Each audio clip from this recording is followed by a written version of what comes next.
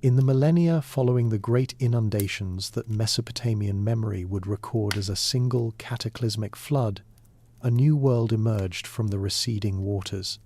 The land that would become known in biblical tradition as the Plain of Shinar, and to its own inhabitants as the cradle of civilization, was a vast, featureless expanse of alluvial silt deposited by the Tigris and Euphrates rivers over countless eons.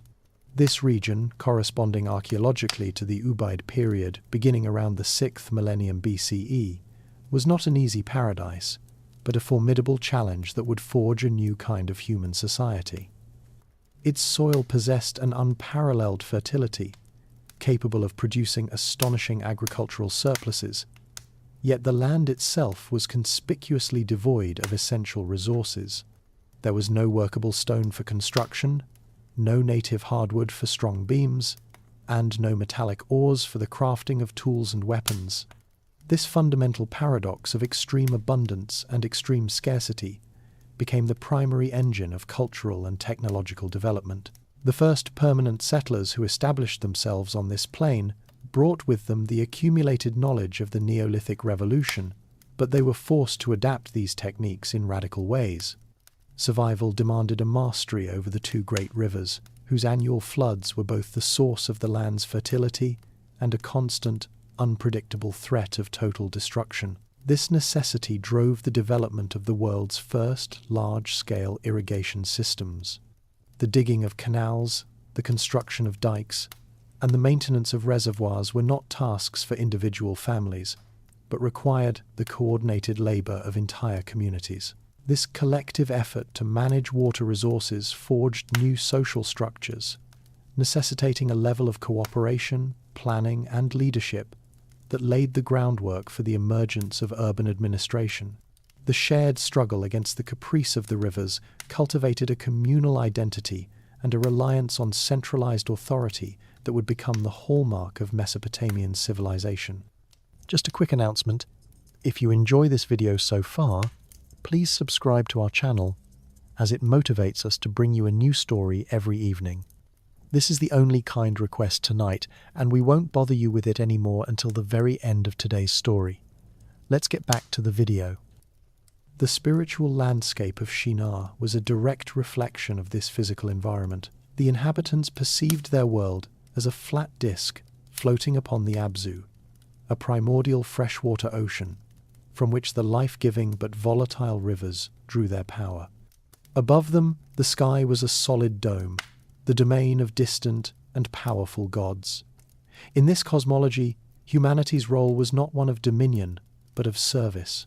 The Sumerian creation myths explicitly state that humankind was fashioned from clay for the sole purpose of relieving the gods of their labor, to till the earth and provide the sacrifices that sustained the divine order. This worldview instilled a profound sense of obligation and a deep-seated anxiety about placating the powerful, often inscrutable forces that governed their existence. It was within this crucible of ecological challenge, social cooperation, and theological duty that a new and potent ambition began to take shape. The surplus of grain that the irrigated plains produced created a surplus of time and labor, resources that could be redirected from mere subsistence toward projects of a previously unimaginable scale, setting a new trajectory for human history. The redirection of surplus grain and organized labor gave rise to a phenomenon unprecedented in human experience: the city. Mesopotamian tradition is unequivocal that this development was not a human invention, but a divine one, with the Sumerian king list stating that after the flood, kingship first descended from heaven at Eridu.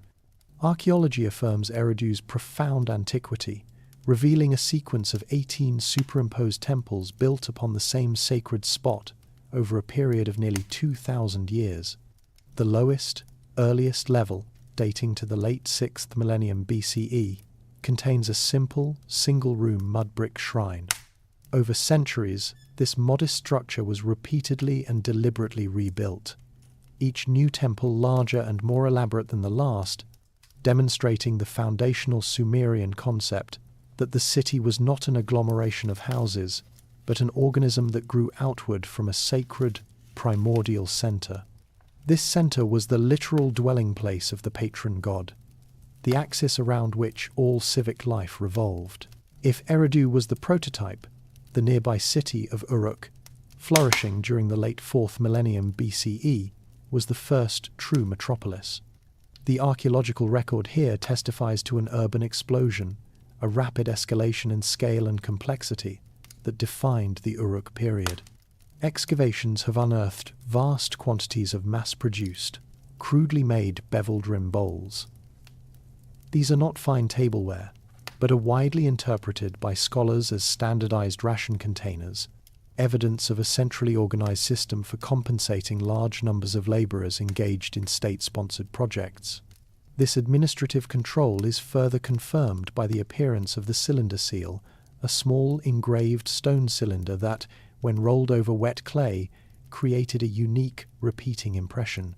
Used to mark goods, seal containers, and authorize documents, these seals represent a sophisticated technology of ownership, accountability, and bureaucratic authority.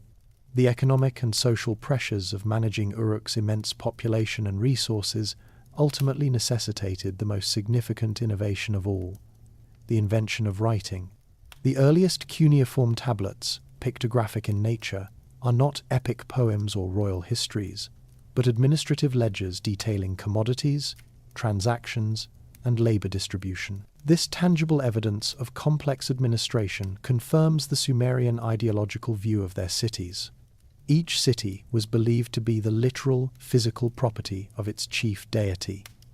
Eridu belonged to Enki, the god of wisdom and fresh water, while Uruk was the domain of Inanna, the goddess of love and war. The temple complex was therefore not merely a place of worship, but the administrative and economic heart of the city-state. It was the central storage facility for grain, the primary owner of agricultural land and livestock, and the headquarters for the scribal bureaucracy that directed the intricate workings of the urban machine. The city, in the Mesopotamian mind, was a sacred estate, a divinely ordained space where humanity carried out its duty of serving the gods. This belief, that the urban center was a point of intersection between the divine and mortal planes, would become the essential ideological foundation for the even grander ambitions to come. The sacred temple, established as the city's divine and administrative core, soon demanded an architectural form that could adequately express its cosmic significance. In the featureless flatland of southern Mesopotamia, where no natural mountain broke the horizon, the human community was compelled to construct their own. This impulse gave rise to the ziggurat, a structure that was not merely a large temple, but an artificial cosmic mountain designed to be a literal and symbolic link between the earthly plane, known as Ki, and the celestial realm of the gods, An. The theological necessity for such a structure is embedded in the Sumerian term for the cosmos itself, An, Ki, heaven, and earth.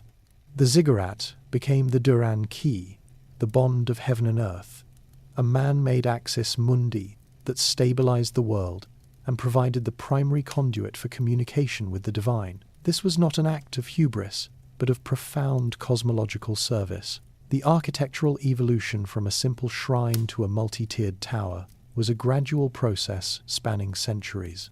The temples at Eridu were built on successively higher platforms, a clear precursor, but the key transitional monument is the White Temple of Uruk, dating to around 3200 BCE. Here, a pristine whitewashed temple was constructed atop a massive 40-foot high platform, elevating the sanctuary far above the clamor of the city and making it visible for miles. Yet, this was still a temple on a base, not the integrated stepped pyramid that would define the classic ziggurat.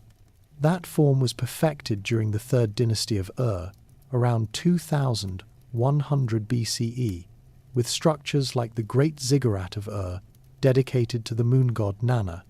Its design was a masterpiece of engineering and symbolism, featuring a solid core of mud brick encased in a protective outer layer of more durable, water-resistant baked bricks, all bound together with bitumen mortar. 3 monumental staircases converged on a gateway at the first tier, restricting further access to a select priesthood. The function of this structure was fundamentally misunderstood for centuries. It was not a site of public congregational worship. The rituals and sacrifices involving the populace occurred in courtyards at the ziggurat's base. The tower itself was a staircase for the gods. Mesopotamian theology held that the patron deity would descend the ziggurat from the heavens to enter their temple at its foot. At the very summit of the ziggurat stood a small, exclusive shrine, the chakru, which was considered the literal temporary bedchamber for the god when visiting the earthly realm. For the highest-ranking priests, ascending the ziggurat was a spiritual journey, a climb through the layers of the cosmos that brought them closer to the divine plane for specific esoteric rituals. This established architectural tradition, a sacred ladder built out of piety and a desire to serve and welcome the divine, was the dominant form of monumental religious building for 2 millennia. It was a system of connection, not of assault, a deeply ingrained cultural concept that the later narrative of Babel would ultimately invert. Long before the compilation of the Hebrew Scriptures, the scribes of Sumer were already contemplating a past age when humanity was united by a single tongue. This memory is not preserved as a standalone myth, but is embedded within a much larger literary work, the epic known as Enmerkar and the Lord of Aratta. Composed around 2100 BCE, this text is one of the great Sumerian historical epics, chronicling the intense political and economic rivalry between Enmerkar, the legendary king of Uruk, and his unnamed counterpart in the distant, mineral-rich city of Aratta. The central conflict of the narrative is a contest of wills over the acquisition of precious metals and lapis lazuli, which Enmerkar demands for the construction of a magnificent temple to the goddess Inanna. It is within the context of this geopolitical struggle that the epic contains a remarkable incantation, a speech by Enmerkar that looks back to a bygone era. This crucial passage describes a time when the whole world, from the civilized lands of Sumer to the foreign lands of Martu, lived in a state of harmony, without fear or rivalry. In this golden age, all of humanity praised the supreme god Enlil with one language. The text is explicit. The whole universe, the people in unison, to Enlil in one tongue gave praise. This is not a description of the current state of affairs in the epic, but a nostalgic recollection of a lost, perfect unity. The narrative then attributes the end of this era directly to the actions of a specific deity. It was the god Enki, the lord of wisdom and magic, who intervened. The poem states that Enki, the lord of abundance, whose commands are trustworthy, changed the speech in their mouths and brought contention into it, into the speech of man that had been one. The significance of this account is profound, as it establishes a clear Mesopotamian literary precedent for the core themes of the Babel story more than 1,000 years before its biblical formulation. However, the differences are just as critical as the similarities. Here, the confusion of tongues is not a divine punishment for a specific act of human hubris, such as the construction of a tower to challenge the heavens. Instead, Enki's motivation is presented without explicit moral judgment. It is simply a world-altering event that he brought about, changing the fundamental nature of human society, from one of unity to one of contention. This older narrative demonstrates that the ideas of a primordial linguistic unity and its subsequent fragmentation by a divine being were deeply rooted in the cultural and theological consciousness of ancient Mesopotamia. It was an existing intellectual framework, a known story of how the world came to be linguistically diverse, which would later be reinterpreted and imbued with new theological meaning. The construction of monuments intended to bridge the gap between the mortal and divine realms required a technology that could defy the impermanence of the Mesopotamian landscape. The alluvial plain provided an abundance of the fundamental building block clay, but the standard sun-dried brick, while sufficient for domestic structures, was fundamentally vulnerable to the erosive power of wind and water. To create an edifice worthy of a god, one that could endure for generations, required a profound technological innovation. This was the invention of the killine-fired brick, known in Akkadian as agaru.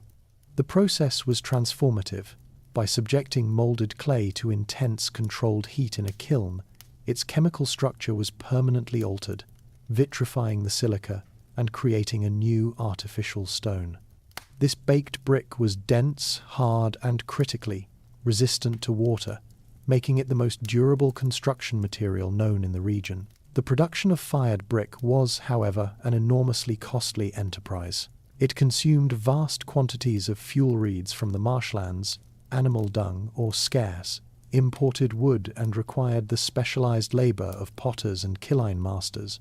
Its use was therefore not a matter of course, but a deliberate and significant economic decision. Archaeological analysis of ziggurats reveals a consistent and pragmatic application of this expensive technology. The massive inner core of the structure, which comprised the vast majority of its volume, was built from cheaper sun-dried bricks.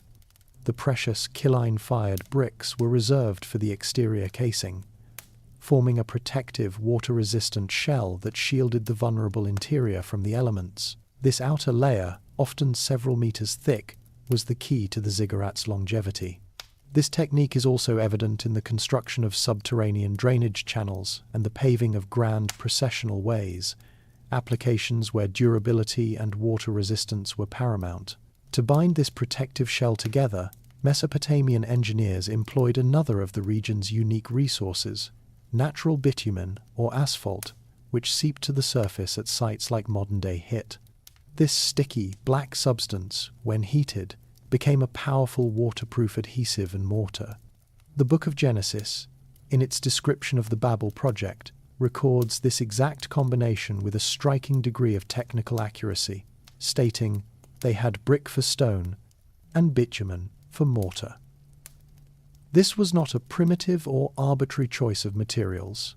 It was the most advanced and permanent building system available in ancient Mesopotamia. The fusion of kiln-fired brick and bitumen mortar was the technological synergy that made monumental architecture possible in a stoneless land. The materials themselves thus acquired a sacred dimension. Their expense and permanence made them fitting offerings, ensuring that the house of the god was not only symbolically elevated, but literally built to outlast the generations of mortals who served it. The Mesopotamian cosmos was not a static creation, but a delicately balanced order, a set of divine decrees known as the Mi, which the gods themselves were bound to uphold. Central to this order was a rigid and inviolable hierarchy, separating the divine from the mortal. Humanity's purpose, as established in creation literature like the Atrahasis epic, was to serve the gods, to bear their labor, and maintain their earthly estates. Any human action that appeared to challenge this fundamental hierarchy was therefore not simply a crime, but a direct threat to the stability of the universe itself. The responsibility for identifying and neutralizing such threats fell to the divine assembly, the collective council of the great Anunnaki gods, who functioned as a cosmic legislature. Their deliberations, preserved in mythological texts, reveal a recurring anxiety about the potential of a successful and unified humanity. This theme is most powerfully illustrated in the prelude to the Great Flood. In the Atrahasis epic, the gods resolve to destroy mankind not because of a single act of defiance, but because their sheer success, their burgeoning population and the resulting noise has become disruptive to the divine realm. This noise is best understood not as literal sound, but as the clamor of a complex, independent, and increasingly self-sufficient civilization. Humanity was becoming too successful, threatening to overstep the boundaries of its intended purpose.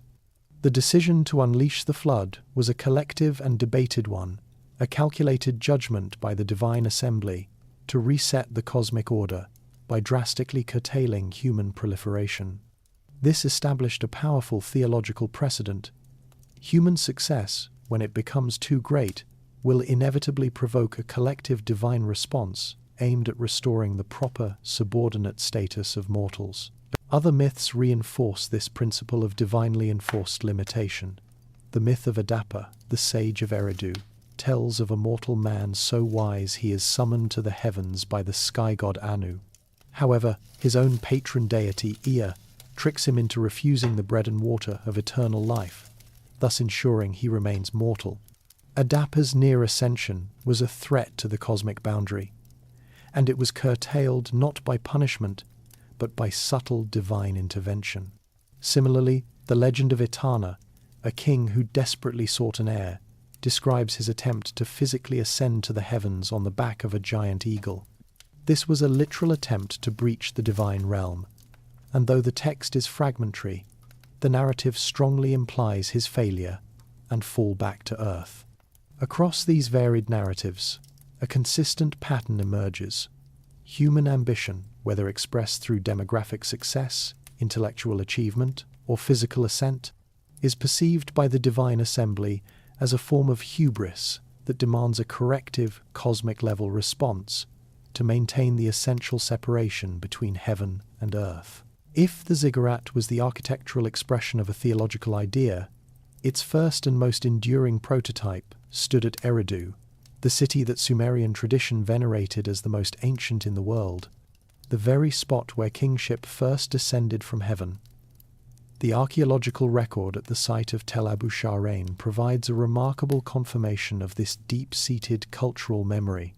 Excavations have uncovered an unparalleled sequence of 18 superimposed temples, built one directly atop the other, creating a continuous record of sacred construction spanning from the early Ubaid period, around 5000 BCE, to the end of the 3rd millennium.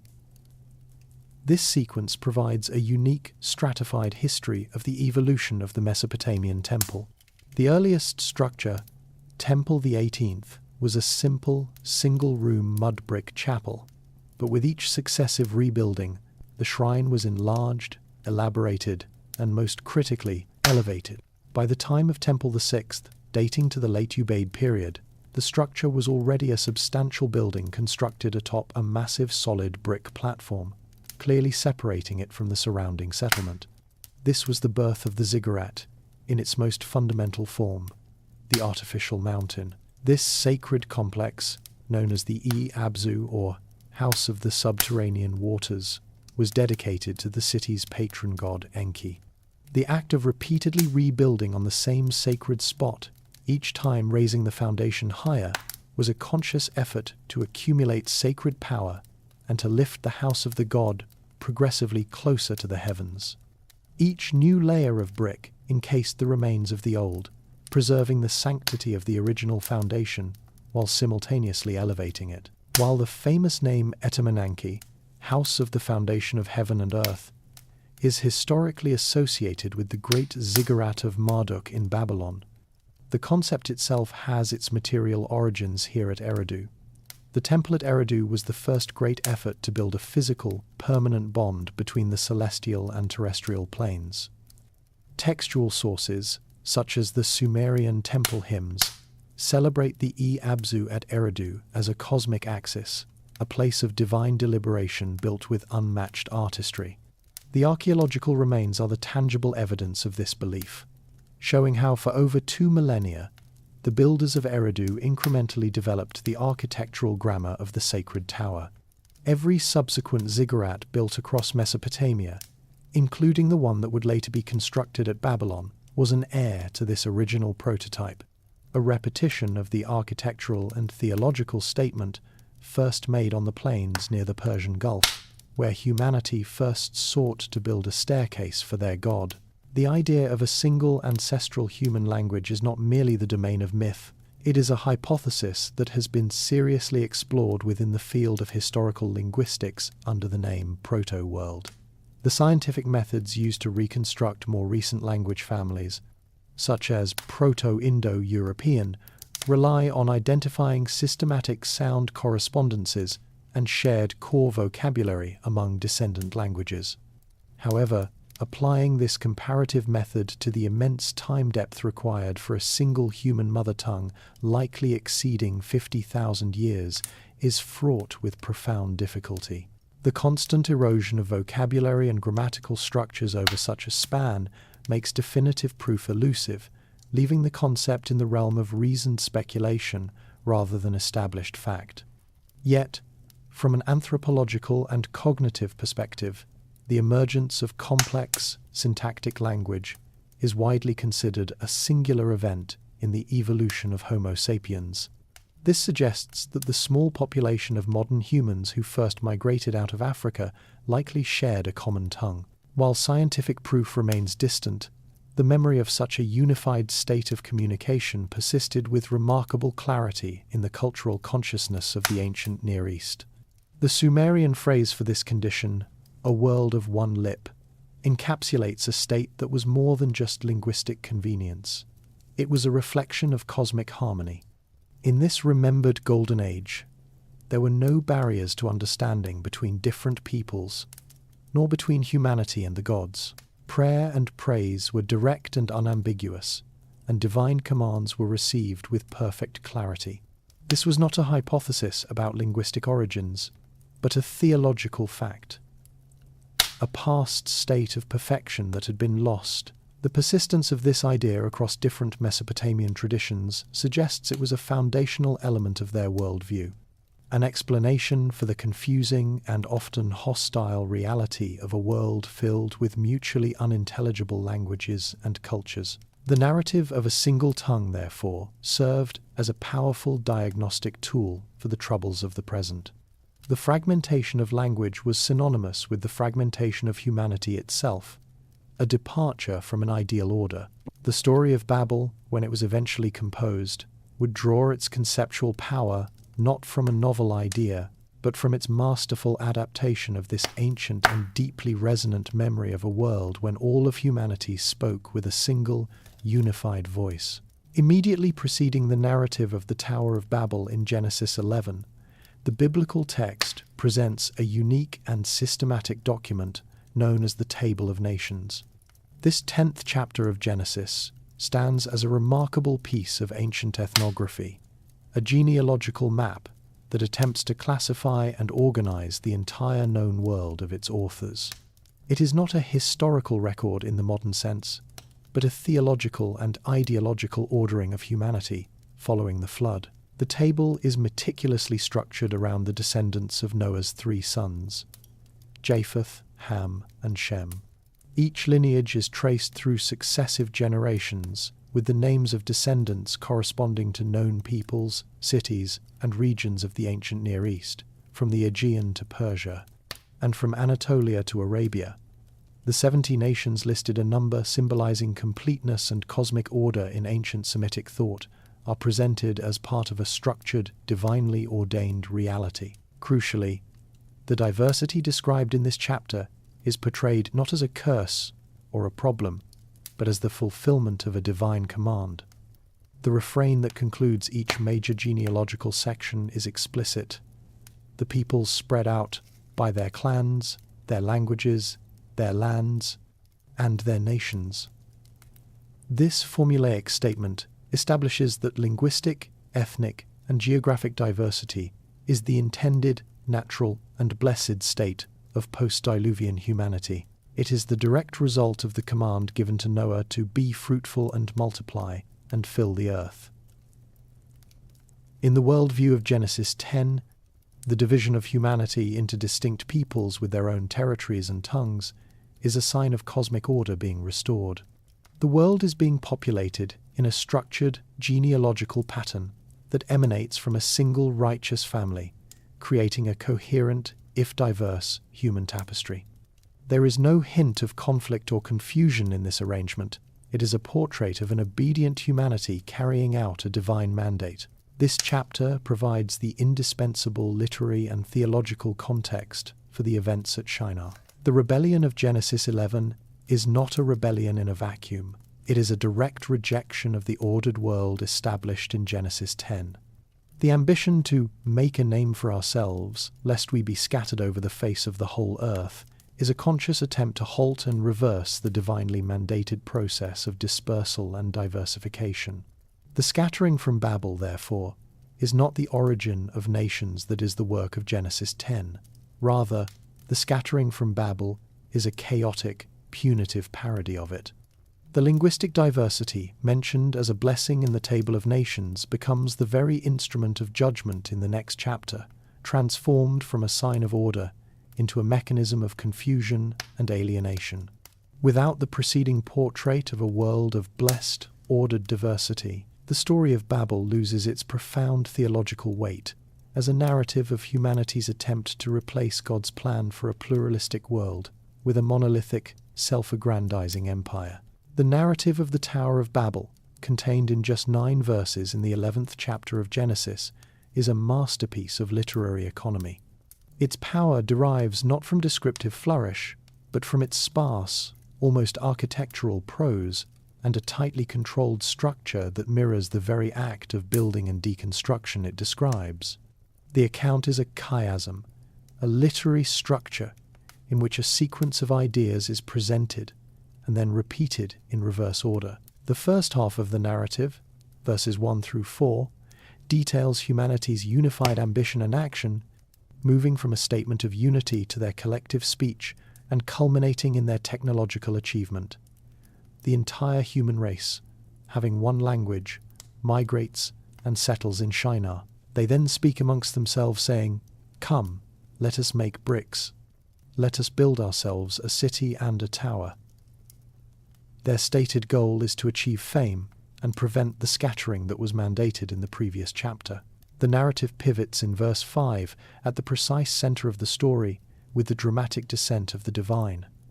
"And the Lord came down to see the city and the tower which the children of man had built." This verse marks the shift from human perspective to divine assessment. The second half of the narrative then systematically unwinds the first.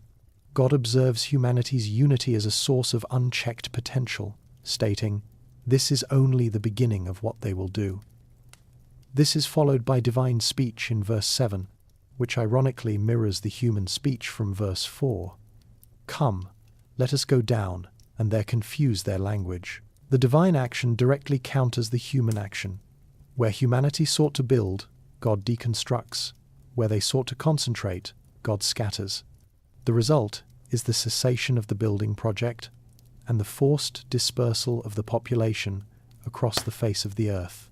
This intricate structure is reinforced by powerful wordplay central to the Hebrew text. The human ambition to make a name for ourselves, na'aseh lanu shem, is a direct act of hubris, an attempt to seize a prerogative that the God of Genesis reserves for himself, as he will later promise to make a great name for Abram. The climax of the story is an etiological pun.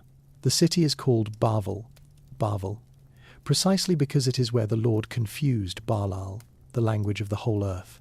This linguistic link between the name of the place and the divine action of confusion is the theological core of the passage. The narrative's stark lack of detail, we are told nothing of the tower's appearance or the builder's specific identity beyond their shared humanity, elevates it from a simple historical account to a timeless parable on the nature of power, unity, and rebellion against the divine order. The opening verse of the Babel narrative in Genesis establishes the condition of primeval humanity with a precise and potent Hebrew phrase, Sapa Heha Uwa Am, Aham. While commonly translated as one language and one speech, this rendering fails to capture the full semantic depth of the original text. A more literal translation would be one lip and a single set of words. The first part, Sapahaz or one lip, denotes a shared phonology and grammar, a universal medium of communication. This concept of a single, universally intelligible language was a common trope in ancient Near Eastern thought, reflecting a memory of a lost golden age. However, it is the second part of the phrase, Utarim Aham, that provides the crucial insight into the nature of the builder's unity and the true source of their transgression. The Hebrew word davar, plural davarim, carries a much broader range of meaning than the English word. It can signify a word, but also a thing, a matter, an affair, a plan, or a purpose. Therefore, the phrase does not simply state that everyone used the same vocabulary. It strongly implies that they were all of one mind, focused on a single matter, and united in a singular purpose. This was not merely linguistic uniformity, but an ideological and volitional monolith. The text is not being redundant. It is being specific. The shared language, one lip, was the tool, but the shared purpose, one set of words, matters, was the project. This interpretation clarifies why the divine response is so severe. The threat identified by God is not that humanity can communicate easily, but that their unified purpose allows for a collective ambition with no conceivable limits. This unity of purpose stands in stark contrast to the ordered diversity presented in the preceding table of nations. In Genesis 10, humanity is divided into 70 distinct peoples, each with its own language and territory, fulfilling the divine mandate to fill the earth. This is a portrait of a world with many purposes, all unfolding under divine sanction. The project at Shinar represents the antithesis of this vision. It is an attempt to create a single, centralized human purpose, independent of the divine will, embodied in a single city and a single monumental structure. The builder's ability to say, "Come, let us build," is a direct consequence of their having only one matter to discuss. The confusion of their lip is therefore the perfect divine countermeasure, for by fragmenting their means of communication, God also shatters their monolithic purpose. The project halts not just because the builders cannot understand each other's instructions, but because they are scattered into new peoples who will now inevitably develop new and diverse purposes of their own. The explicit motivation articulated by the builders of Babel is not conquest or the worship of a deity, but a profound and primal fear, lest we be scattered over the face of the whole earth. This statement is the theological heart of their transgression, for it reveals a direct and conscious rejection of the primary divine mandate given to post-flood humanity. In Genesis 9, Noah and his sons are commanded to be fruitful and multiply and fill the earth, a directive that presupposes migration, diversification, and dispersal. The project at Shinar is therefore an act of preemptive rebellion, an attempt to build a world that stands as a fortress against the very future that God has ordained. It is a monumental effort to halt the divinely sanctioned flow of history and replace it with a static, centralized, and human-controlled order.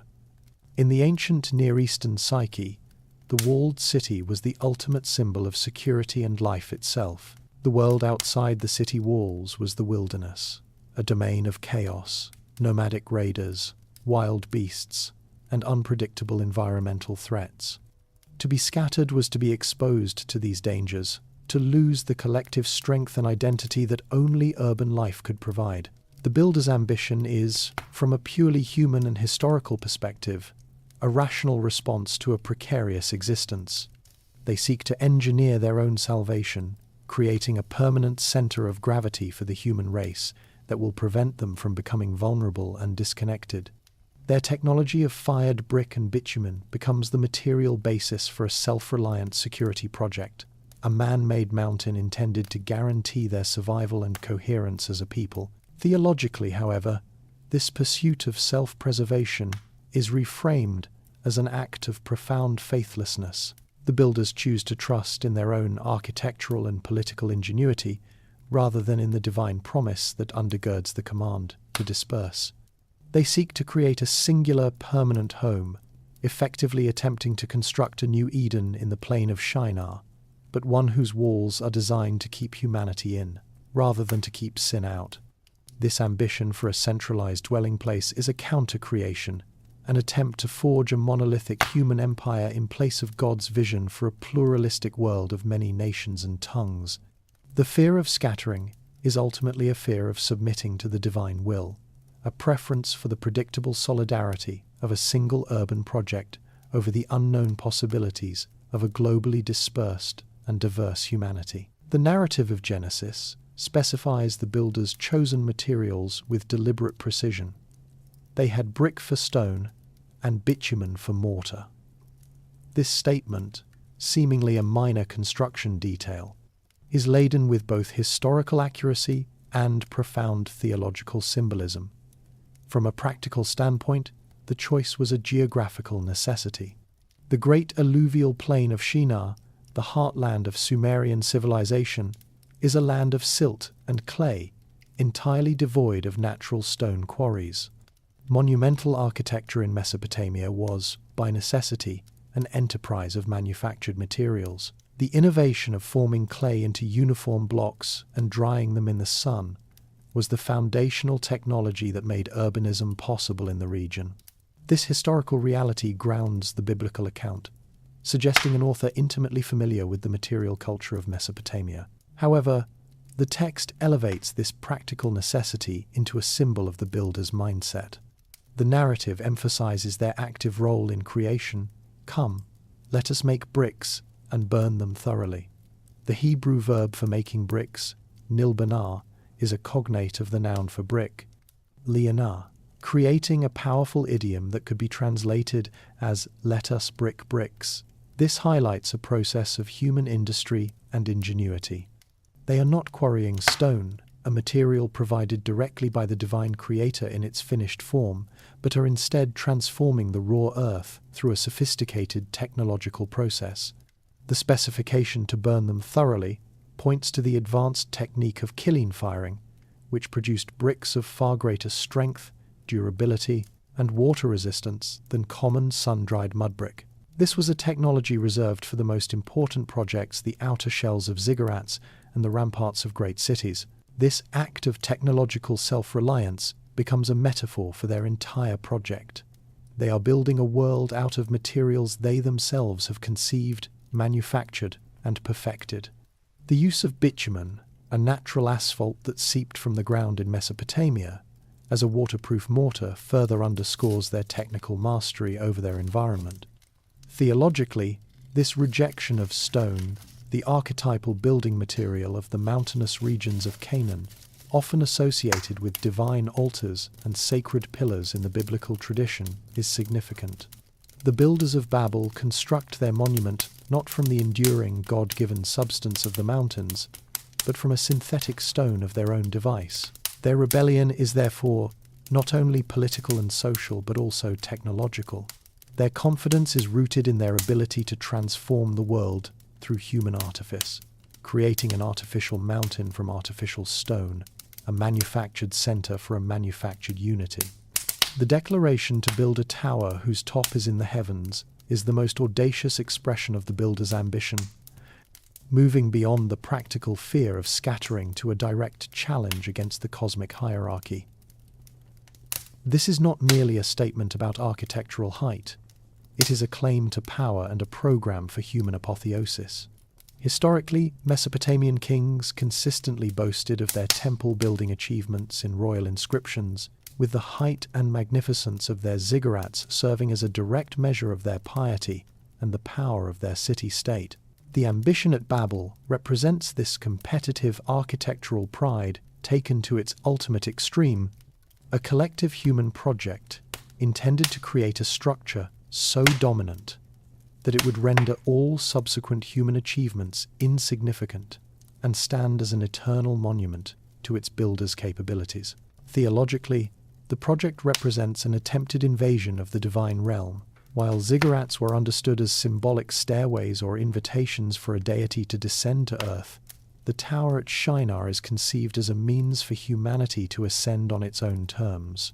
It is an act of architectural hubris, an attempt to bridge the gap between the terrestrial and celestial realms through sheer engineering prowess, bypassing the established channels of divine communication and religious ritual. This ambition is a form of self-deification, an effort by mankind to seize for itself the prerogatives of the gods, to enter their domain not as humble supplicants, but as powerful contemporaries.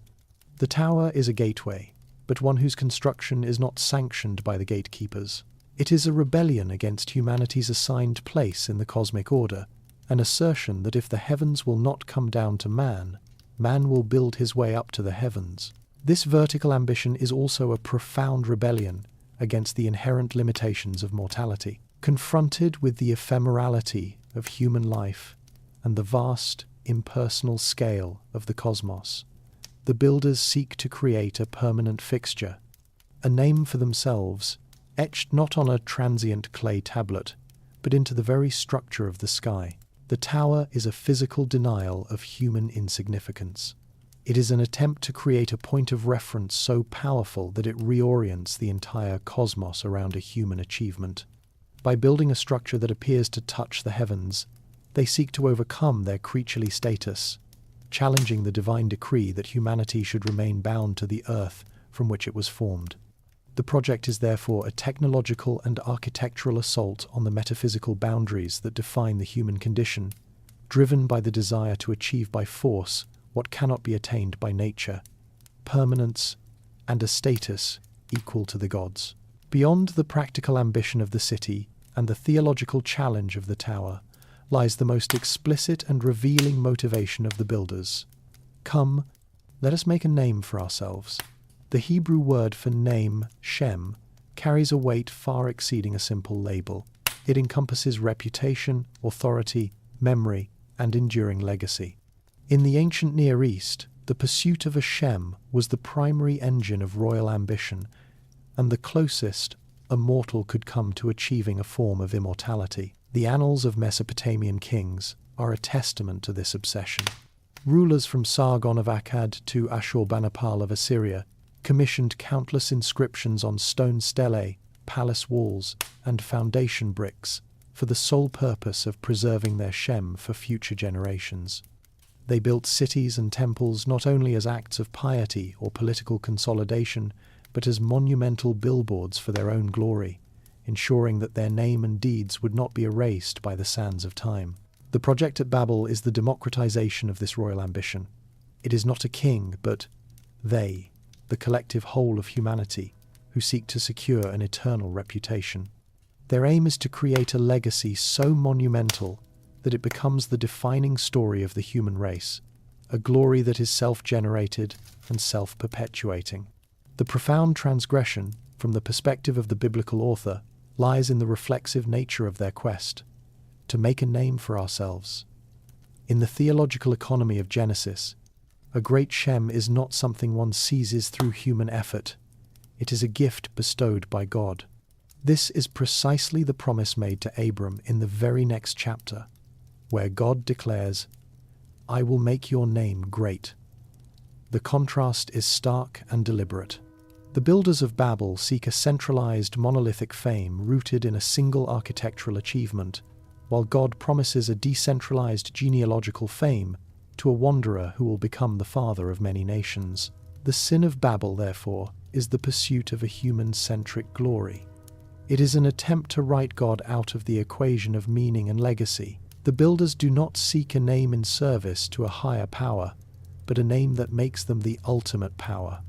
Their project is the architectural embodiment of a declaration of independence from the divine, an attempt to ensure that when future generations look upon the greatest achievement of mankind, the name they remember and glorify will be that of man himself.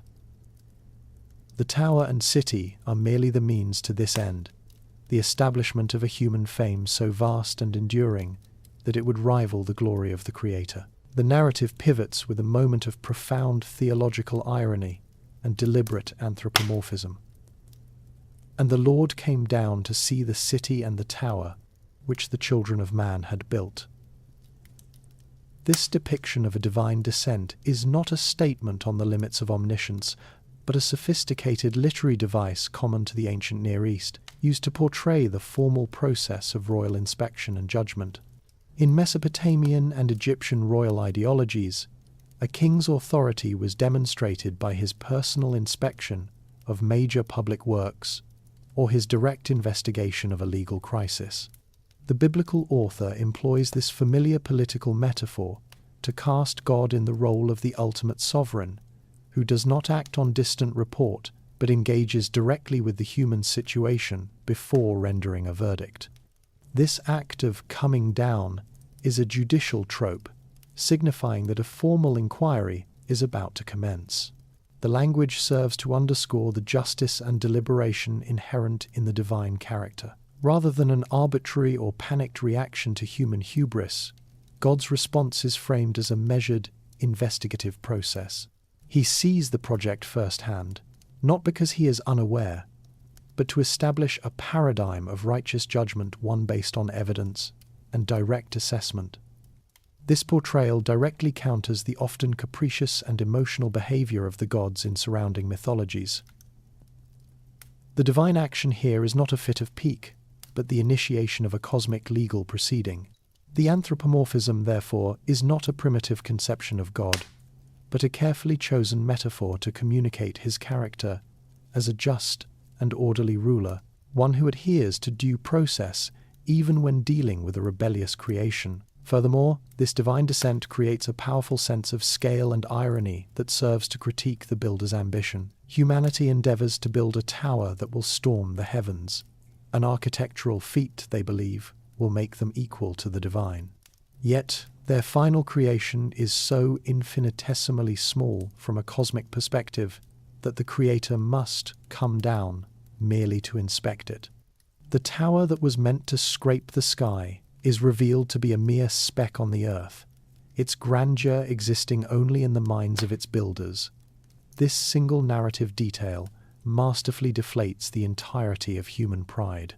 Their greatest attempt to ascend is met by a divine need to descend, a literary masterstroke that emphasizes the unbridgeable chasm between creator and creature and highlights the ultimate futility of seeking a self-made glory. The divine response to the builder's project is articulated in language that forms a precise and deliberate echo of the human ambition it seeks to counter. The text states, "Come, let us go down," and there confuse their language. The use of the plural cohortative, "let us," is a direct parallel to the builder's own declaration, "Come, let us build for ourselves a city." This linguistic mirroring is not a coincidence but a profound theological statement. To understand its weight, one must place it within the widespread ancient Near Eastern concept of the divine council. Throughout Mesopotamian, Ugaritic, and Canaanite literature, major deities do not act in isolation. Instead, they convene in a heavenly assembly to deliberate on matters of cosmic and earthly significance. The decision to send the Great Flood in the Atrahasis epic is the result of such a council, and the elevation of Marduk in the Enuma Elish is ratified by the assembly of the gods. The biblical author draws upon this well-established cultural trope to depict a similar scene of divine deliberation. The identity of this council in a monotheistic context has been the subject of millennia of theological debate. Early Jewish interpretations often identified the us as God speaking to his heavenly court of angels, treating them as ministers who would execute the divine decree. This interpretation maintains a strict monotheism while accounting for the plural address, casting the scene in the familiar model of a king consulting his royal court before issuing a command. The plural is a majestic one, signifying a sovereign who is not solitary but presides over a celestial administration. The text thus presents a divine counter-assembly. Humanity convenes on the plain of Shinar, using the language of collective action, "let us," to initiate a project of rebellion. In response, a heavenly council convenes, adopting the very same grammatical construction to initiate the project's deconstruction. This is a form of divine mimicry, an ironic reversal where the language of human hubris is appropriated and turned into the instrument of divine judgment. The builders, in their attempt to ascend and make a name for themselves, mimic the creative and deliberative power they believe belongs to the divine. The divine response demonstrates ultimate sovereignty by showing that even the language of rebellion is subject to God's control. He takes their chosen phrase of unity and repurposes it as the verbal trigger for their fragmentation. The parallel is a literary masterclass in theological irony, illustrating that the human attempt to create a monolithic, self-glorifying unity is met by a divine plurality that effortlessly enforces a humbling diversity. The divine judgment enacted upon the plain of Shinar is encapsulated in the Hebrew verb balal, to confuse or to mix, from which the name Babel is etymologically derived. While this act is undeniably a punitive response to human rebellion, to interpret it solely as a curse is to miss its deeper, preservative function. The text presents the divine rationale not as a reaction of jealousy, but as a sober diagnosis of a dangerous trajectory. This is only the beginning of what they will do, and now nothing that they propose to do will be impossible for them. This is not an expression of divine fear, but of divine foresight. The problem is not human achievement itself, but the nature of a monolithic, unified ambition. When humanity acts as a single entity with one language and one purpose, its capacity for large-scale coordinated action becomes absolute, a power structure without any internal checks or balances. In the historical context of the ancient Near East, such unified ambition was the hallmark of empire, and it was invariably achieved through coercion and at an immense human cost. The great building projects of Egypt, Assyria, and Babylon projects that the tower is meant to evoke were not the product of voluntary collaboration, but of a corvée labor system that amounted to state-sanctioned slavery. The biblical author, writing from the perspective of a smaller nation frequently crushed by these imperial monoliths, would have viewed such centralized power as the ultimate expression of human tyranny. The impossibility God foresees is not technological, but moral.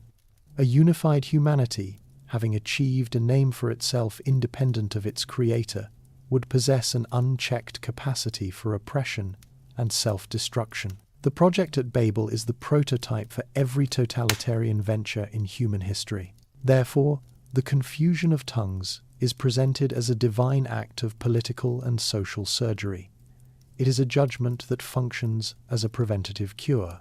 By fragmenting humanity's ability to communicate on a global scale, God dismantles the very mechanism that makes such monolithic tyranny possible. Linguistic diversity becomes a divinely instituted safeguard, ensuring that no single charismatic leader or imperial ideology can ever again consolidate the entire human race into a single, compliant tool for a hubristic project. The scattering is thus a direct consequence of this linguistic diversification. Without a common language, the centralized project collapses, and people naturally regroup with those they can understand. It is a harsh mercy, a forced decentralization that preserves humanity from the catastrophic endpoint of its own unified ambition, ensuring the survival of a mosaic of cultures rather than the oppressive uniformity of a single global empire. The climax of the Genesis narrative is sealed with an act of naming, a practice of profound significance in the ancient world, where a name was believed to encapsulate the very essence of a person or place. The text concludes, "Therefore its name was called Babel, because there the Lord confused the language of all the earth." The power of this final statement lies in a sophisticated and deeply polemical wordplay, one that would have been immediately apparent to its original Hebrew-speaking audience. The Hebrew name for the city, Bavel, is phonetically and consonantally similar to the verb the author uses for the divine action, balal, meaning to confuse, to mix, or to confound.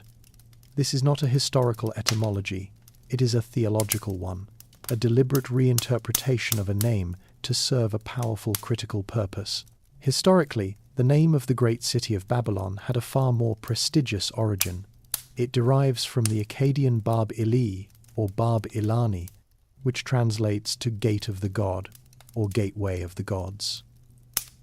This name reflected Babylon's own imperial and religious self-conception as the cosmic center of the world, the sacred nexus point where the divine realm connected with the human. The city's main ziggurat, the Etemenanki, was quite literally seen as the foundation of heaven on earth. The biblical author, however, completely ignores this well-known and grandiose etymology. In a masterful act of literary subversion, the author hijacks the name and redefines it through a derisive folk etymology. The technique of using sound-alike words to assign new, often negative, meaning was a common rhetorical device in ancient Semitic literature. This is more than just a pun. It is a theological and political counter-narrative. For the people of ancient Israel and Judah, Babylon was not the glorious Gate of the God, but the brutal imperial power that had destroyed Jerusalem and its temple in 586 BCE and had carried its population into exile. In the context of this national trauma, the wordplay in Genesis 11 becomes a potent form of resistance. It takes the name of the oppressor, the symbol of monolithic imperial might, and permanently rebrands it as the place of confusion. The very name of the empire that sought to impose a single will upon the world is forever linked to the divine act that created cultural and linguistic fragmentation. The narrative thus transforms Babylon's proudest claim, its role as a unifying world power, into the very symbol of humanity's division and scattering. The final act of the Babel narrative, the scattering of humanity abroad over the face of all the earth, is more than the chaotic aftermath of a failed project. It is the forcible fulfillment of a foundational yet deferred divine command. In the immediate aftermath of the Great Flood, the mandate given to Noah and his sons in Genesis 9 was explicit: "Be fruitful and multiply and fill the earth." This was not a mere suggestion but the prime directive for the post-diluvian world, a command for humanity to act as a dynamic, centrifugal force, spreading across the globe to steward its diverse environments. The project on the plain of Shinar was therefore a direct and conscious repudiation of this mandate. The builders' stated goal, "lest we be scattered," reveals a geopolitical and theological rebellion aimed at creating a static, centripetal civilization, a single point of human power and presence, in defiance of the divine will for global population. The divine intervention, therefore, must be understood as a radical course correction. The collapse of the tower was merely a symbolic consequence. The true judgment was the dissolution of the linguistic unity that made such centralized defiance possible. With the instrument of monolithic cohesion removed, the scattering was not an additional punishment, but an inevitable result. Human communities, no longer able to coordinate on a massive scale, would naturally fracture along the new linguistic fault lines. Groups of people who could understand one another would migrate together, seeking new territories and resources, thus beginning the very process of global expansion they had resisted. In this sense, God does not so much scatter them in an act of violent expulsion, as he removes the artificial glue holding them in an unnatural stasis, allowing the natural human tendency toward migration and exploration to reassert itself. This forced diaspora is the very mechanism that actualizes the genealogical blueprint laid out in the preceding chapter, the Table of Nations. The ordered list of descendants from Shem, Ham, and Japheth in Genesis 10 is a theoretical map of human potential. The scattering at Babel is the geopolitical event that populates this map, transforming dormant family lines into the distinct nations and cultures of the ancient world. The irony is profound. Humanity's attempt to achieve a unified, self-made glory results in the very diversity and global distribution that God had originally. The narrative of Babel concludes a distinct and foundational section of the Hebrew Bible, what modern scholars term the primeval history. The 11 chapters of Genesis that precede this point operate on a universal archetypal scale, addressing the origins of the cosmos, of humanity, and of the fundamental fractures in the divine-human relationship. The scattering from Shinar is the climactic failure in this sequence, leaving humanity not just alienated from God, but fragmented and estranged from itself. This event creates the geopolitical and theological problem that the remainder of the biblical narrative will seek to resolve. With humanity divided into a multitude of nations, each with its own language and territory, the universal relationship is broken. A new divine strategy is required. The biblical text executes this strategic pivot with remarkable literary economy. The narrative lens zooms out from the panoramic scene of humanity scattering from Babel, and then, in the very next verses, it zooms in with intense focus on a single genealogical line descending from Shem. This is not a random list. It is a meticulously constructed bridge leading from the universal failure of the nations to the introduction of a particular solution. The genealogy culminates with the figure of Terah and his 3 sons, one of whom is Abram, a resident of the historically significant Sumerian metropolis of Ur of the Chaldees. With this introduction, the narrative transitions decisively from the mythic timescale of primeval events to the more grounded, quasi-historical world of the patriarchs. The divine response to the crisis of Babel is unveiled in the 12th chapter of Genesis, in what is known as the call of Abram. This call is a direct and precise theological counterpoint to the sin of the tower builders. Where the builders sought to make a name, Shem, for ourselves, through a project of unified rebellion, God now promises Abram, "I will make your name, Shem, great." The human ambition for self-generated glory is answered by a divine promise of bestowed glory. The fear of being scattered is answered with the command to go forth from country and kindred, embracing a nomadic destiny. Furthermore, the divine plan initiated through Abram is not merely for the benefit of one man or one future nation. The promise culminates in a universal scope that directly addresses the fragmentation at Babel. In you all the families of the earth shall be blessed. This marks the beginning of a new divine economy in the biblical narrative, where God will now work through the particular one man, one family, one nation to bring about an eventual reconciliation for the universal. To understand the historical memory that shadows the Tower of Babel narrative, one must look to the political reality of the 6th century BCE and the unparalleled might of the Neo-Babylonian Empire under its greatest ruler, Nebuchadnezzar II. Ascending to the throne in 605 BCE after the death of his father, the dynasty's founder Nabopolassar, Nebuchadnezzar inherited not just a kingdom, but a newly won empire. His rise to power was cemented that very year at the Battle of Carchemish, where as crown prince he decisively shattered the remnants of the Egyptian army and their Assyrian allies, securing Babylonian hegemony over the entire Levant. This victory was not merely a territorial gain, it was the geopolitical event that established Babylon as the undisputed superpower of the ancient Near East, a monolithic entity whose influence stretched from the Zagros Mountains to the Mediterranean Sea. The foundation of this empire was its formidable military machine.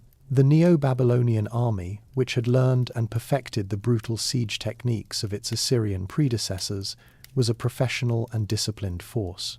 Its core consisted of massive, well-drilled infantry corps, supported by elite cavalry and chariot units that could project power across vast distances.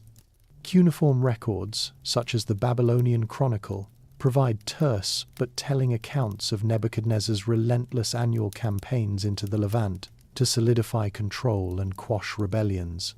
His two conquests of Jerusalem, first in 597 BCE and culminating in the city's complete destruction in 586 BCE, were not acts of chaotic barbarian rage, but calculated military operations executed with overwhelming force and chilling efficiency.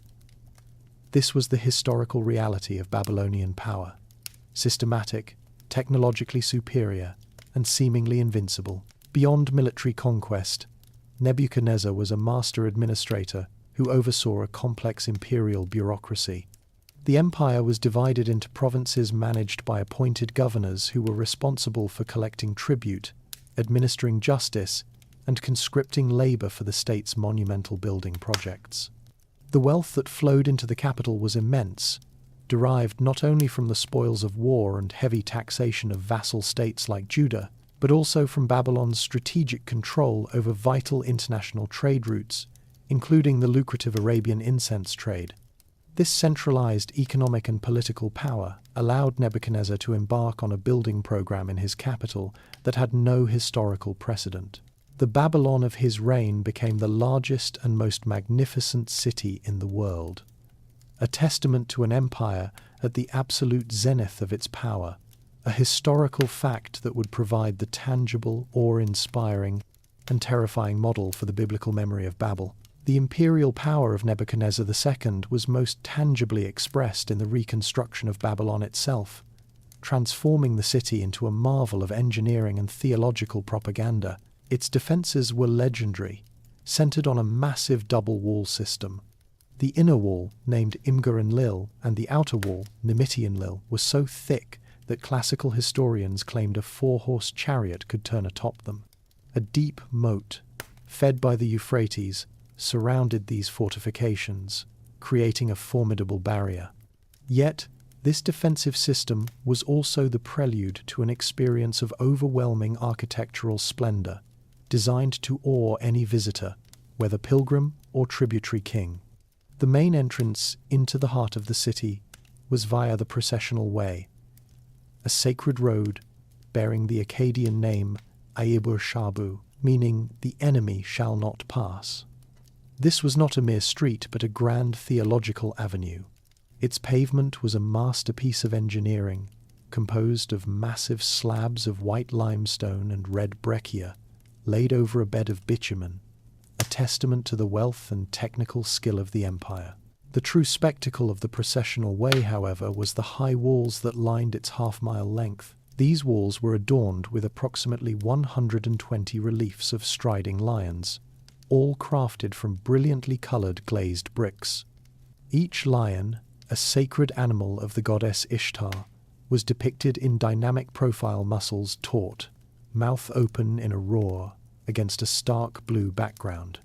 This frieze of predators created a powerful visual rhythm, guiding the visitor forward while serving as a constant reminder of the divine and martial power that protected the city. The sheer material cost and artistic precision of this display were a calculated statement of imperial dominance, a corridor of sacred terror and beauty leading toward the city's spiritual core.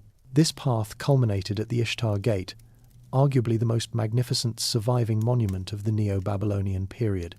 Excavated and partially reconstructed in Berlin's Pergamon Museum, the gate was a massive double-towered structure serving as the eighth gate of the inner city.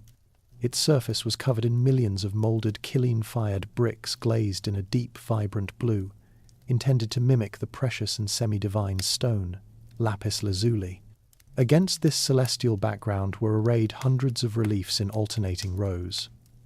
The formidable Mushushush, a composite dragon, serpent sacred to the chief god Marduk, and the powerful aurochs, or wild bull, symbolic of the storm god Adad. These divine guardians were not static decorations, but were depicted in stately, powerful poses, their glazed forms shimmering in the Mesopotamian sun. To pass through the Ishtar Gate was to be ritually dwarfed by the power of the Babylonian pantheon and the empire it sanctioned, an unforgettable architectural experience that cemented Babylon's reputation as the center of the civilized world. Within the sacred precinct of Neo-Babylonian Babylon, adjacent to the sprawling Esagila temple complex, stood the structure that is the most direct and historically verifiable inspiration for the Tower of Babel, the ziggurat known as Etemenanki. Its Sumerian name translates with breathtaking ambition as the house of the foundation of heaven and earth. This was not merely a temple, it was a cosmogram in architectural form, a man-made mountain designed to physically anchor the celestial realm to the terrestrial world at the empire's sacred center. While its origins likely extend back to the 2nd millennium BCE, the structure that confronted the Judean exiles of the 6th century was the colossal reconstruction completed by the Neo-Babylonian kings Nabopolassar and, most famously, his son Nebuchadnezzar II. This was the historical tower, a tangible monument of human achievement and theological pride that dwarfed any structure in the ancient world. Archaeological investigations, begun by Robert Koldewey in the early 20th century, uncovered the ziggurat's immense footprint, a perfect square with sides measuring approximately 91 meters, or 300 feet.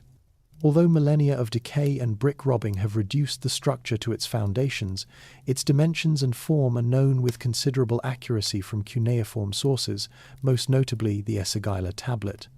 This text, a scholarly document from 229 BCE that preserves older traditions, describes the Etemenanki as a 7-tiered tower, also rising to a height of 91 meters, its vertical and horizontal dimensions perfectly balanced. Its construction was a marvel of Mesopotamian engineering, consisting of a massive core of millions of sun-dried mud bricks, encased in a protective outer layer of high-quality kiln-fired bricks, all set in bitumen mortar for waterproofing and stability. The structure was accessed by a series of grand staircases, a main perpendicular flight, and 2 flanking flights that converged at a higher level leading pilgrims and priests upward. Each of the 7 stages was smaller than the one below, creating the iconic stepped pyramid shape, and ancient sources suggest each level was painted a different color, likely corresponding to the 7 classical planets of Babylonian cosmology.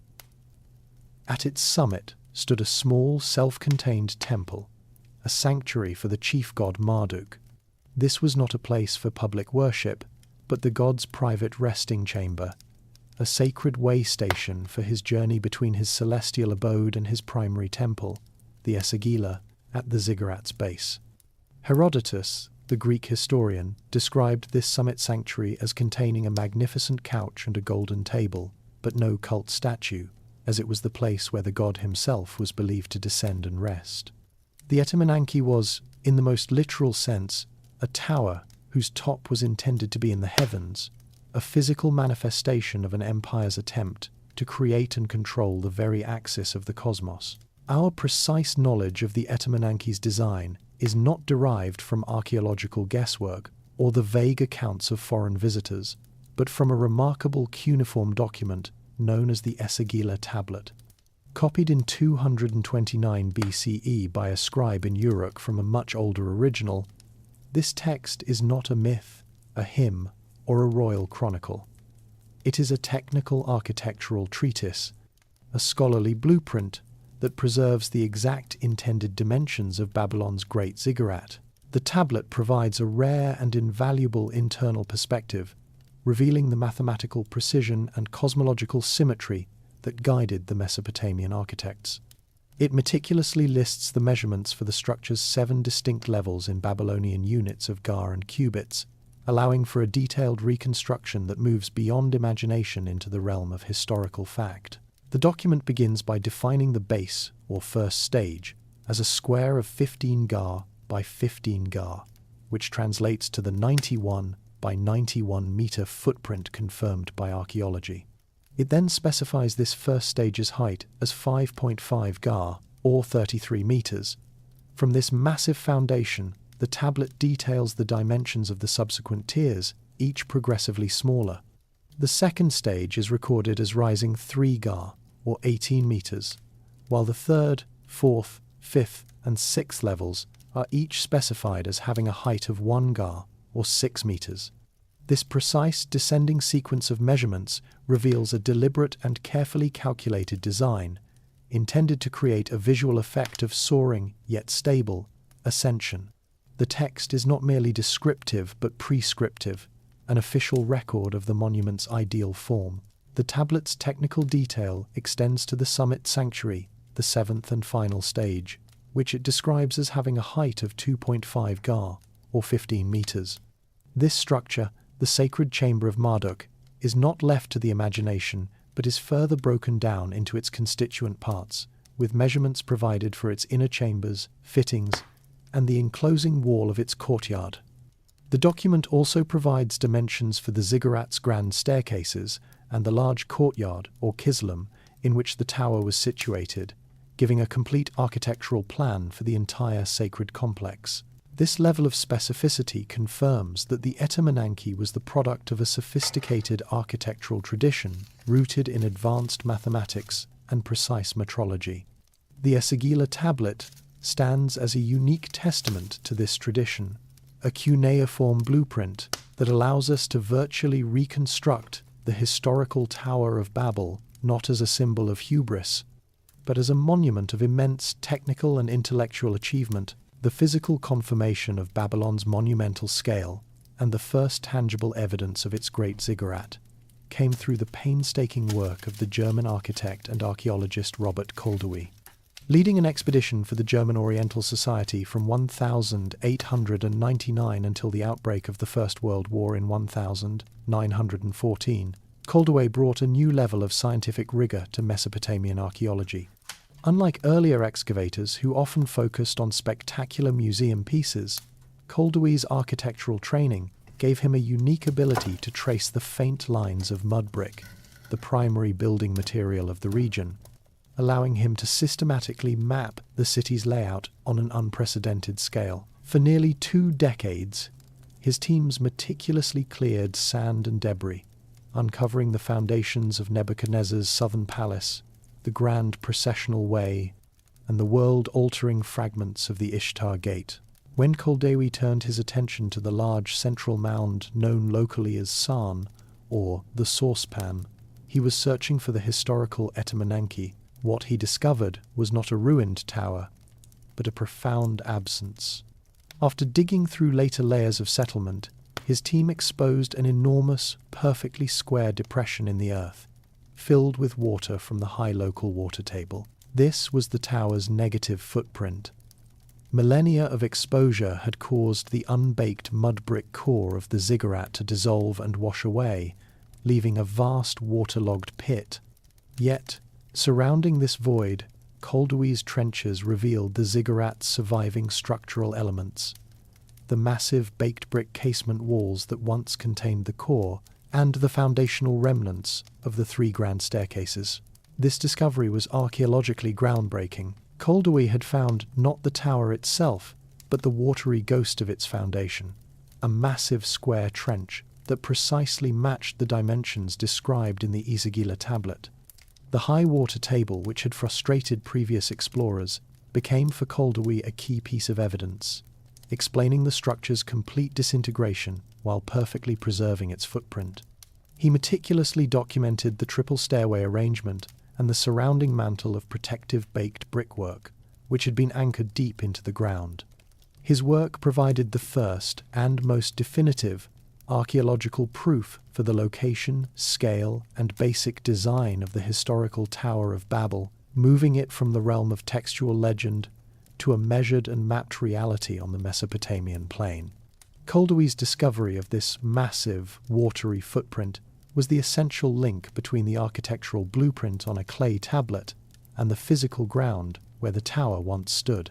Long before archaeologists could map the watery foundations of the Etemenanki, the Western world's only detailed eyewitness account came from the Greek historian Herodotus of Halicarnassus. Visiting Babylon in the mid-5th century BCE, when the city was a major satrapy of the Persian Achaemenid Empire, Herodotus encountered the ziggurat in a state of relative preservation, though likely stripped of some of its former Neo-Babylonian splendor. His description, found in Book 1 of his Histories, provides an invaluable, if problematic, snapshot of the monument. He identifies it as the Temple of Zeus Belus, a Hellenized name for the great god Marduk Bel, and describes it as being located within a sacred precinct. He was immediately struck by its scale, noting a central tower that was a staid approximately 185 meters, or 600 feet, in both length and breadth at its base. This dimension is a significant exaggeration, roughly double the archaeologically confirmed 91-meter base, a discrepancy likely due to the common ancient practice of estimation rather than precise measurement. Herodotus proceeds to describe the structure as a series of 8 towers built one upon the other, with the topmost containing a shrine. His most famous and debated observation concerns the method of ascent. He states that a ramp ran spirally around the outside of all the towers. This account directly contradicts the archaeological evidence unearthed by Koldewi, which clearly indicates 3 massive straight staircases leading up the structure's southern face. This major divergence suggests Herodotus may have been working from second-hand information, or that he simplified the complex visual of the intersecting stairways into the more easily describable concept of a single, continuous spiral. Despite these inaccuracies, Herodotus's testimony corresponds with Mesopotamian sources in several crucial aspects. His mention of a sacred precinct, a multi-tiered tower, and a special shrine at the summit all align perfectly with the known function and layout of the Etemenanki. His description of the summit sanctuary as containing only a large couch where the god was said to rest also remarkably parallels the account given in the Esagila tablet, indicating he had access to accurate local traditions regarding the tower's theological purpose. His account therefore cannot be dismissed. It stands as the only detailed description of the ziggurat by a foreign observer from antiquity, a text that for centuries was the sole basis for Western conceptions of the tower.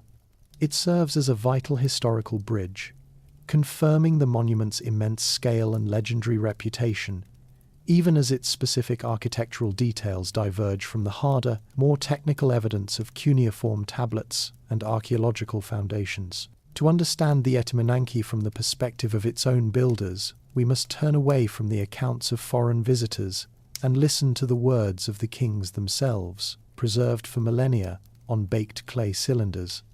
These foundation deposits, ritually buried within the structure's core, were not public proclamations but direct communications with the god Marduk and with future rulers who might one day restore the temple. They offer the official, sanctioned theology behind the tower's construction. The earliest of these relevant inscriptions comes from Nabopolassar, the founder of the Neo-Babylonian Empire, who initiated the final grand reconstruction of the ziggurat in the late 7th century BCE. His texts describe finding the original foundation of a previous king but lament that the tower had been weakened and had fallen into ruin. Nabopolassar frames his work not as a new creation born of human ambition, but as a pious act of restoration. He states that Marduk himself commanded him to ground its foundations firm on the bosom of the netherworld and make its summit vie with the heavens. He mobilized a vast workforce, gathering peoples from the Upper Sea to the Lower Sea, the Mediterranean to the Persian Gulf, uniting his new empire in a collective act of religious devotion. The project was completed by his son, the great Nebuchadnezzar II, whose own foundation cylinders provide even more explicit details. Nebuchadnezzar's inscriptions are filled with the confidence of an emperor at the height of his power, and it is here that the language echoes the biblical narrative, yet with a profoundly different theological intent. He boasts of finishing the work his father began, raising the summit of the Etemenanki so that it might rival heaven. Where the Genesis account frames this as hubris, Nebuchadnezzar presents it as the ultimate act of piety, building a structure so magnificent that it was worthy of connecting the earthly realm to the celestial dwelling of the supreme God. He details the advanced materials used, describing how he waterproofed the structure with bitumen and baked brick, and brought the finest cedar from Lebanon for the roof of the summit sanctuary. His motivation, repeated across several inscriptions, was singular: "For Marduk, my lord, I made it the wonder of the peoples of the world."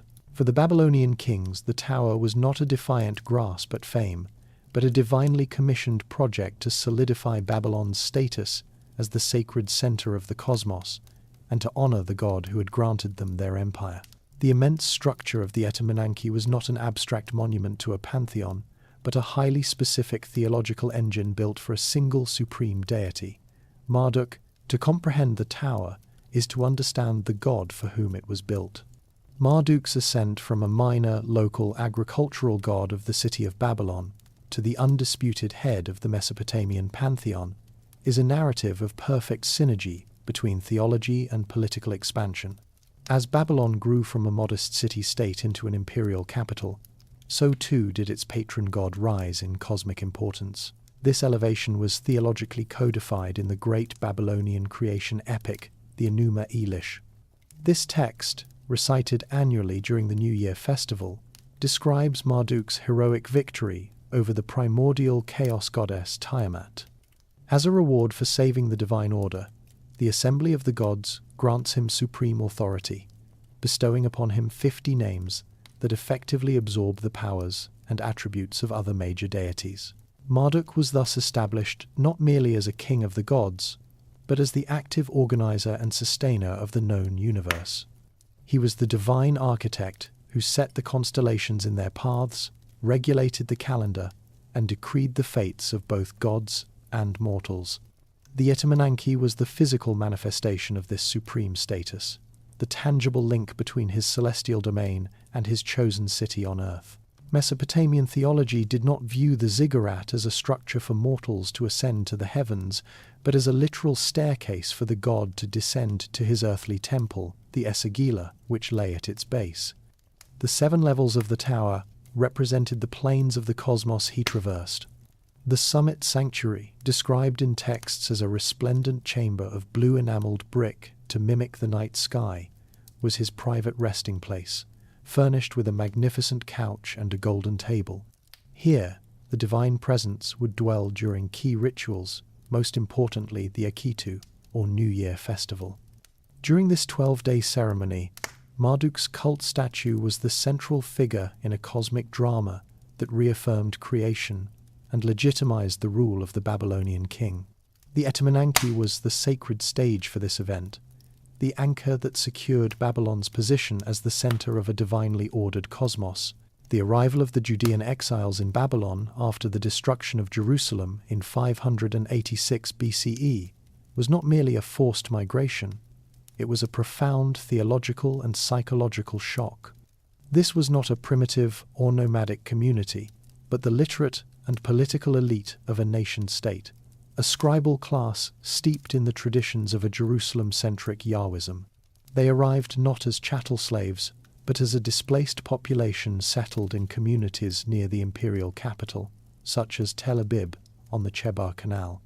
From here, they would have been direct witnesses to, and likely participants in, the vast building projects of Nebuchadnezzar II. They were confronted with an urban reality that dwarfed anything they had ever known. The splendor of Babylon was a direct, overwhelming assault on their worldview. The city was a living testament to the power of the gods who had, from their perspective, defeated their own god, Yahweh.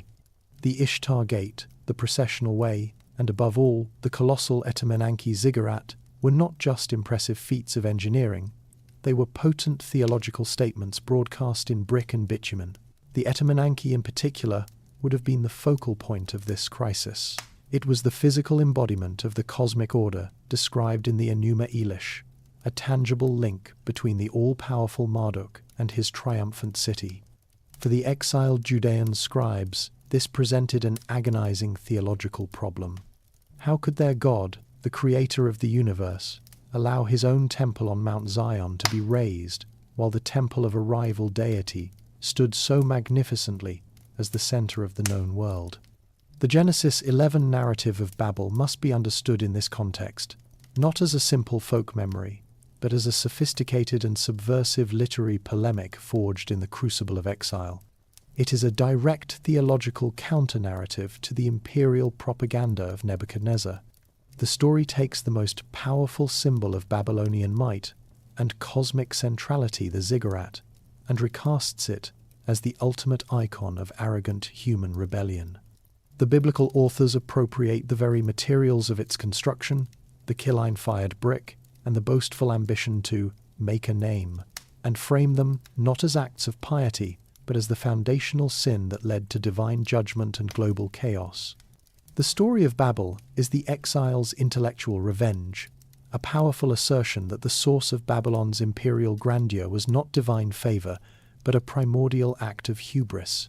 While the Judean exiles were composing their theological response to Babylon's grandeur, their prophets, Isaiah and Jeremiah, were articulating a future for the city that was the complete antithesis of its imperial reality. Writing at the zenith of Nebuchadnezzar's power, these prophets delivered oracles of absolute and catastrophic destruction. Jeremiah 51 declared that Babylon would become a heap of ruins, a haunt of jackals, an object of horror and of hissing, without an inhabitant. Isaiah 13 envisioned a violent overthrow, where the city would be like Sodom and Gomorrah, a desolate wasteland, where no Arab will pitch his tent there, no shepherd will rest his flocks there. These prophecies were not of a gentle decline, but of a sudden, violent, and permanent erasure from the geopolitical landscape, a divine judgment commensurate with the city's perceived arrogance. The historical reality of Babylon's fall, however, was far less dramatic.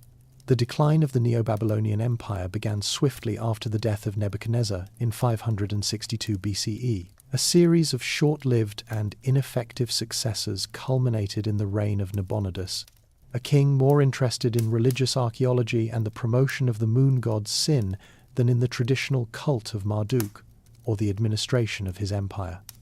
This internal instability created an opportunity for a new regional power, Cyrus the Great of Persia. In 539 BCE, Persian armies approached the great city. Yet, the cataclysm foretold by the prophets did not occur. The conquest was strategically brilliant and almost entirely bloodless. Priests of Marduk, alienated by Nabonidus's policies, opened the gates to Cyrus, welcoming him as a liberator who would restore the traditional cult.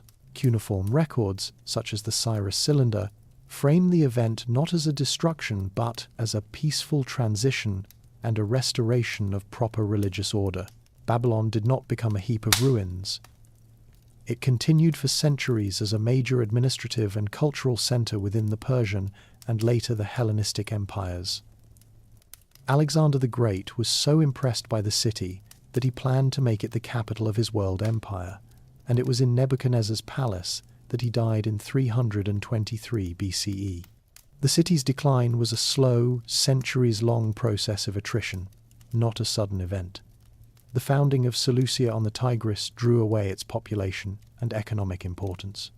The Etemenanki ziggurat, neglected and quarried for its high-quality baked bricks, slowly eroded, its core of mud brick dissolving back into the Mesopotamian plain. By the 1st century CE, the once mighty city was largely abandoned. For the biblical interpreters, this slow, inevitable decay was the ultimate fulfillment of prophecy. The desolation was not less complete for being gradual. The final silence of the ruins was the long-delayed but certain echo of divine judgment. When Alexander of Macedon entered Babylon as its conqueror in 331 BCE, he was not stepping into the pristine capital of Nebuchadnezzar, but into a city that had endured 2 centuries of Persian rule and the scars of rebellion. The great ziggurat, the Etemenanki, was a ruin. The historical record suggests its significant damage occurred much earlier, during the reign of the Persian king Xerxes I, who brutally suppressed Babylonian revolts in 484 BCE. Classical historians like Arrian and Strabo, drawing on the accounts of Alexander's contemporaries, report that the Macedonian found the structure in a profound state of decay.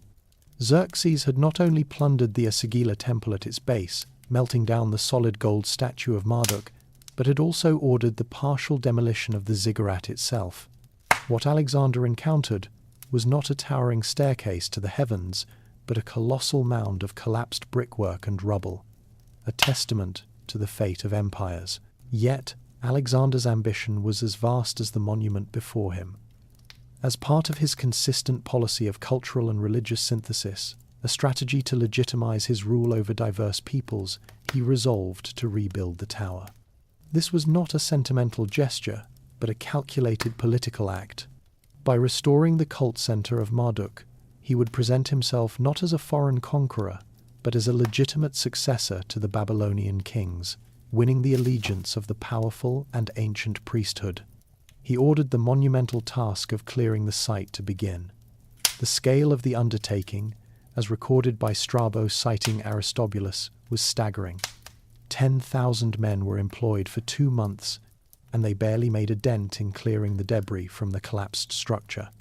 The project required a logistical effort on a scale that perhaps only Nebuchadnezzar himself could have previously mustered. The restoration, however, was destined to remain an ambition. Alexander's focus soon shifted to his campaigns further east, into the heart of Persia and towards India. The debris of the Etemenanki lay largely undisturbed as he expanded his empire to the edges of the known world. When he returned to Babylon a decade later, it was not to oversee its reconstruction, but to die in Nebuchadnezzar's palace in 323 BCE. His premature death brought an immediate halt to the project. The immense cost and labor were no longer a priority for his squabbling successors, the Diadochi. The last great attempt to raise the tower was abandoned, and the remaining baked bricks of the Etemenanki became a convenient quarry for the new Hellenistic capital of Seleucia. The man whose ambition was great enough to envision the tower's rebirth was ultimately defeated by the same mortal limitation that the original story sought to defy. Alexander's death in 323 BCE sealed the Etemenanki's fate, not with a bang, but with the quiet finality of an abandoned ledger. His successors, embroiled in the wars of the Diadochi, had neither the resources nor the inclination to pursue the colossal restoration. The focus of power shifted decisively when Seleucus I Nicator founded his new capital, Seleucia, on the Tigris, around 305 BCE. This act initiated the terminal decline of Babylon, transforming it from an imperial center into a vast, open-air warehouse of building materials. The ziggurat, already a ruin, became the city's most valuable quarry. Its most prized asset was the very substance celebrated in the Genesis narrative, and Nebuchadnezzar's own inscriptions, the millions of high-quality, Kilene-fired bricks that formed its outer casing. In the alluvial plain of Mesopotamia, where durable stone was a rare import, these bricks were a form of currency, a manufactured resource of immense practical value. The dismantling of the Etemenanki was not an act of desecration, but of pragmatism, a process that unfolded over centuries. The baked bricks, held together by strong bitumen mortar, were systematically prized away, loaded onto barges, and transported to construct the walls, temples, and villas of Seleucia, and later, the Parthian capital of Ctesiphon. Classical writers of the Roman period, like Pliny the Elder, noted Babylon's decline and the repurposing of its materials. This long, slow dispersal was a far cry from a sudden, dramatic collapse. It was a utilitarian death, where the symbol of centralized power was broken down and literally scattered to provide the foundations for new centers of civilization. Local communities also participated, quarrying the bricks for smaller-scale projects, from houses to irrigation canals. For centuries, this constant removal of the protective outer shell exposed the ziggurat's core, which was constructed of less durable, unbaked mud brick. Left vulnerable to the elements, the core began to erode. The infrequent but intense Mesopotamian rains washed away the sun-dried brick, while winds scoured its surface. The massive structure slowly slumped and dissolved, its mud brick returning to the soil from which it had been formed. Over time, the grand foundation of heaven and earth devolved into a vast, indistinct mound, its remaining foundations eventually sinking below the water table of the Euphrates. When 19th-century travelers sought the fabled tower, they found no towering ruin, only a swampy depression, a water-filled pit that Robert Calderway would later identify as the monument's footprint. The tower did not fall, it was carried away, piece by piece, its very substance absorbed into the ongoing life of the land it once sought to dominate.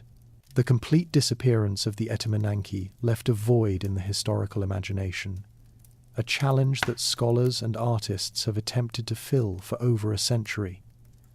With no visible ruin to measure, the effort to reconstruct the ziggurat has been a unique exercise in architectural forensics, relying on a sparse trinity of evidence: the watery footprint uncovered by Robert Calderway, the numerical data of the Esagila tablet, and the second-hand account of Herodotus. The earliest attempts at visual reconstruction, emerging in the early 20th century from German archaeologists like Friedrich Wetzel, were exercises in scholarly restraint.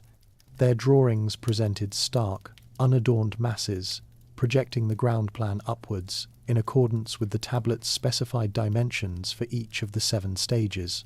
These initial models depicted a colossal symmetrical step pyramid, often with a massive external triple staircase, a feature suggested by both Herodotus and the ruins of the ziggurat at Ur. Subsequent generations of scholars elaborated on this foundational model, debating the finer points of its appearance. The color of the ziggurat became a significant point of inquiry. Drawing on Herodotus's description of colored battlements at Ecbatana and the vibrant glazed brickwork of Nebuchadnezzar's own Ishtar Gate, reconstructions began to incorporate color schemes, assigning symbolic cosmological colors: black for the underworld, red for the earth, blue for the heavens, to the different tiers. These interpretations, championed by figures like the archaeologist Eckhard Unger, transformed the monument from a monolithic structure into a vibrant polychromatic symbol of the Babylonian cosmos, though such schemes remain largely conjectural.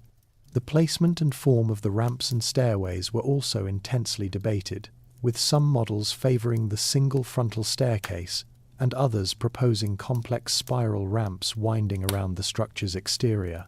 The advent of digital technology has revolutionized this process.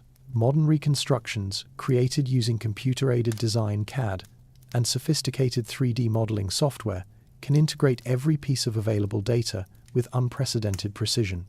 Archaeologists can now generate photorealistic models that test different structural hypotheses and visualize the monument from any angle. Digital renderings, such as those created for the Pergamon Museum in Berlin or seen in historical documentaries, present a tower of breathtaking scale, its surfaces gleaming with glazed brick under the Mesopotamian sun. These modern efforts are not presented as definitive truths, but as evolving visual hypotheses. They represent the culmination of a century of research, a way to translate the dry data of cuneiform tablets and the silent footprint in the earth into a tangible vision, allowing us to momentarily see the unseen and grasp the sheer scale of the ambition that once stood on the plain of Shinar. The narrative of the Tower of Babel in Genesis 11 is conspicuously anonymous. It speaks of a collective humanity, a they who conspire to build the city and its tower. The biblical text itself provides no named leader for this monumental act of hubris. The figure who would become inextricably linked to the project, however, appears in the preceding chapter. Genesis 10, the Table of Nations, introduces Nimrod, a descendant of Ham, as a figure of immense power, a mighty hunter before the Lord, whose kingdom began in the land of Shinar, with its primary cities listed as Babel, Erech, and Akkad. The textual proximity is suggestive, but the direct causal link is absent. The original Hebrew account does not identify Nimrod as the architect of the tower. This connection is the product of a long and influential post-biblical interpretive tradition. The transformation of Nimrod from a mighty hunter and founder of cities into the tyrannical mastermind of the Tower Project is most clearly articulated by the first-century Romano-Jewish historian Flavius Josephus. In his Antiquities of the Jews, Josephus provides the crucial narrative bridge, portraying Nimrod as a charismatic despot who deliberately persuaded humanity to defy God. Josephus attributes to him the explicit motive of building the tower as a fortress so high that it would be safe from any future flood, thereby rendering humanity independent of divine mercy or judgment. He depicts Nimrod's ambition as a calculated political program to consolidate power, turning his subjects' allegiance away from their creator and toward himself as their sole protector and provider. It is through Josephus that the anonymous rebellion of Genesis 11 acquires its archetypal tyrant. This characterization was profoundly influential and was expanded upon in subsequent Jewish rabbinic literature. The Talmud and various midrashic texts depict Nimrod as the first great rebel against divine authority, a figure whose tyrannical reign is defined by idolatry and the persecution of the faithful, most notably in his legendary confrontations with the patriarch Abraham. This tradition retroactively casts Nimrod as the embodiment of the arrogant ambition described in the Babel account. He becomes the personality that gives voice to the builder's desire to make a name for ourselves. While historical and textual analysis shows that the original Genesis narrative left the builders unnamed, the later need for a specific protagonist and antagonist grafted the figure of Nimrod onto the story, forever merging the mighty hunter of Genesis 10 with the unrepentant architect of the rebellion in Genesis 11. Writing for a sophisticated Greco-Roman audience in the late 1st century CE, the historian Flavius Josephus undertook the monumental task of rendering the Hebrew scriptures into a coherent, Hellenistic-style history in his Antiquities of the Jews. When he arrived at the brief and enigmatic account of Babel, he did not merely translate it, he expanded and rationalized it, transforming the narrative from a sparse theological polemic into a recognizable story of political tyranny. It was Josephus who definitively supplied the motive and the psychology that the Genesis text had left to implication. He explicitly states that it was Nimrod who excited them to such an affront and contempt of God. Josephus moves beyond the text's simple fear of scattering, attributing to Nimrod a specific political program to make humanity dependent on his own power and not on God. The tower, in this retelling, was a calculated instrument of statecraft. Josephus introduces a critical new motivation for the tower's construction, as a direct response to the trauma of the Great Flood. He has Nimrod promise his followers that he would build a tower too high for the waters to be able to reach, and that he would avenge them on God for destroying their forefathers. This reframes the builder's ambition, shifting it from a vague desire for fame into a specific project of technological self-salvation, a fortress designed to render divine judgment obsolete. This addition of a practical, albeit defiant, purpose would have resonated with a Roman audience accustomed to monumental engineering projects that subdued the forces of nature. Josephus also elaborates on the construction, specifying that the bitumen used as mortar was chosen precisely because it was impervious to water, adding a layer of technical rationale to the builder's choice of materials that directly serves Nimrod's antediluvian agenda. By providing a clear protagonist and a coherent political and psychological motive, Josephus effectively secularizes the narrative's core conflict. The story becomes less about a collective, theological sin, and more about the rise of a charismatic tyrant who uses a massive public works project to consolidate his power and alienate his people from divine authority, a theme familiar to any student of classical history. His account fills in the narrative gaps of Genesis, and in doing so, creates the archetypal image of Nimrod, the tower builder that would persist through Western tradition, a version far more detailed and politically charged than the biblical text itself had ever provided. While the historian Josephus provided a political and psychological framework for the Tower of Babel, the rabbinic sages of late antiquity, in the pages of the Talmud and Midrash, pursued a more profound theological inquiry. For them, the builder's sin was not merely a matter of political consolidation or a defiant response to the flood.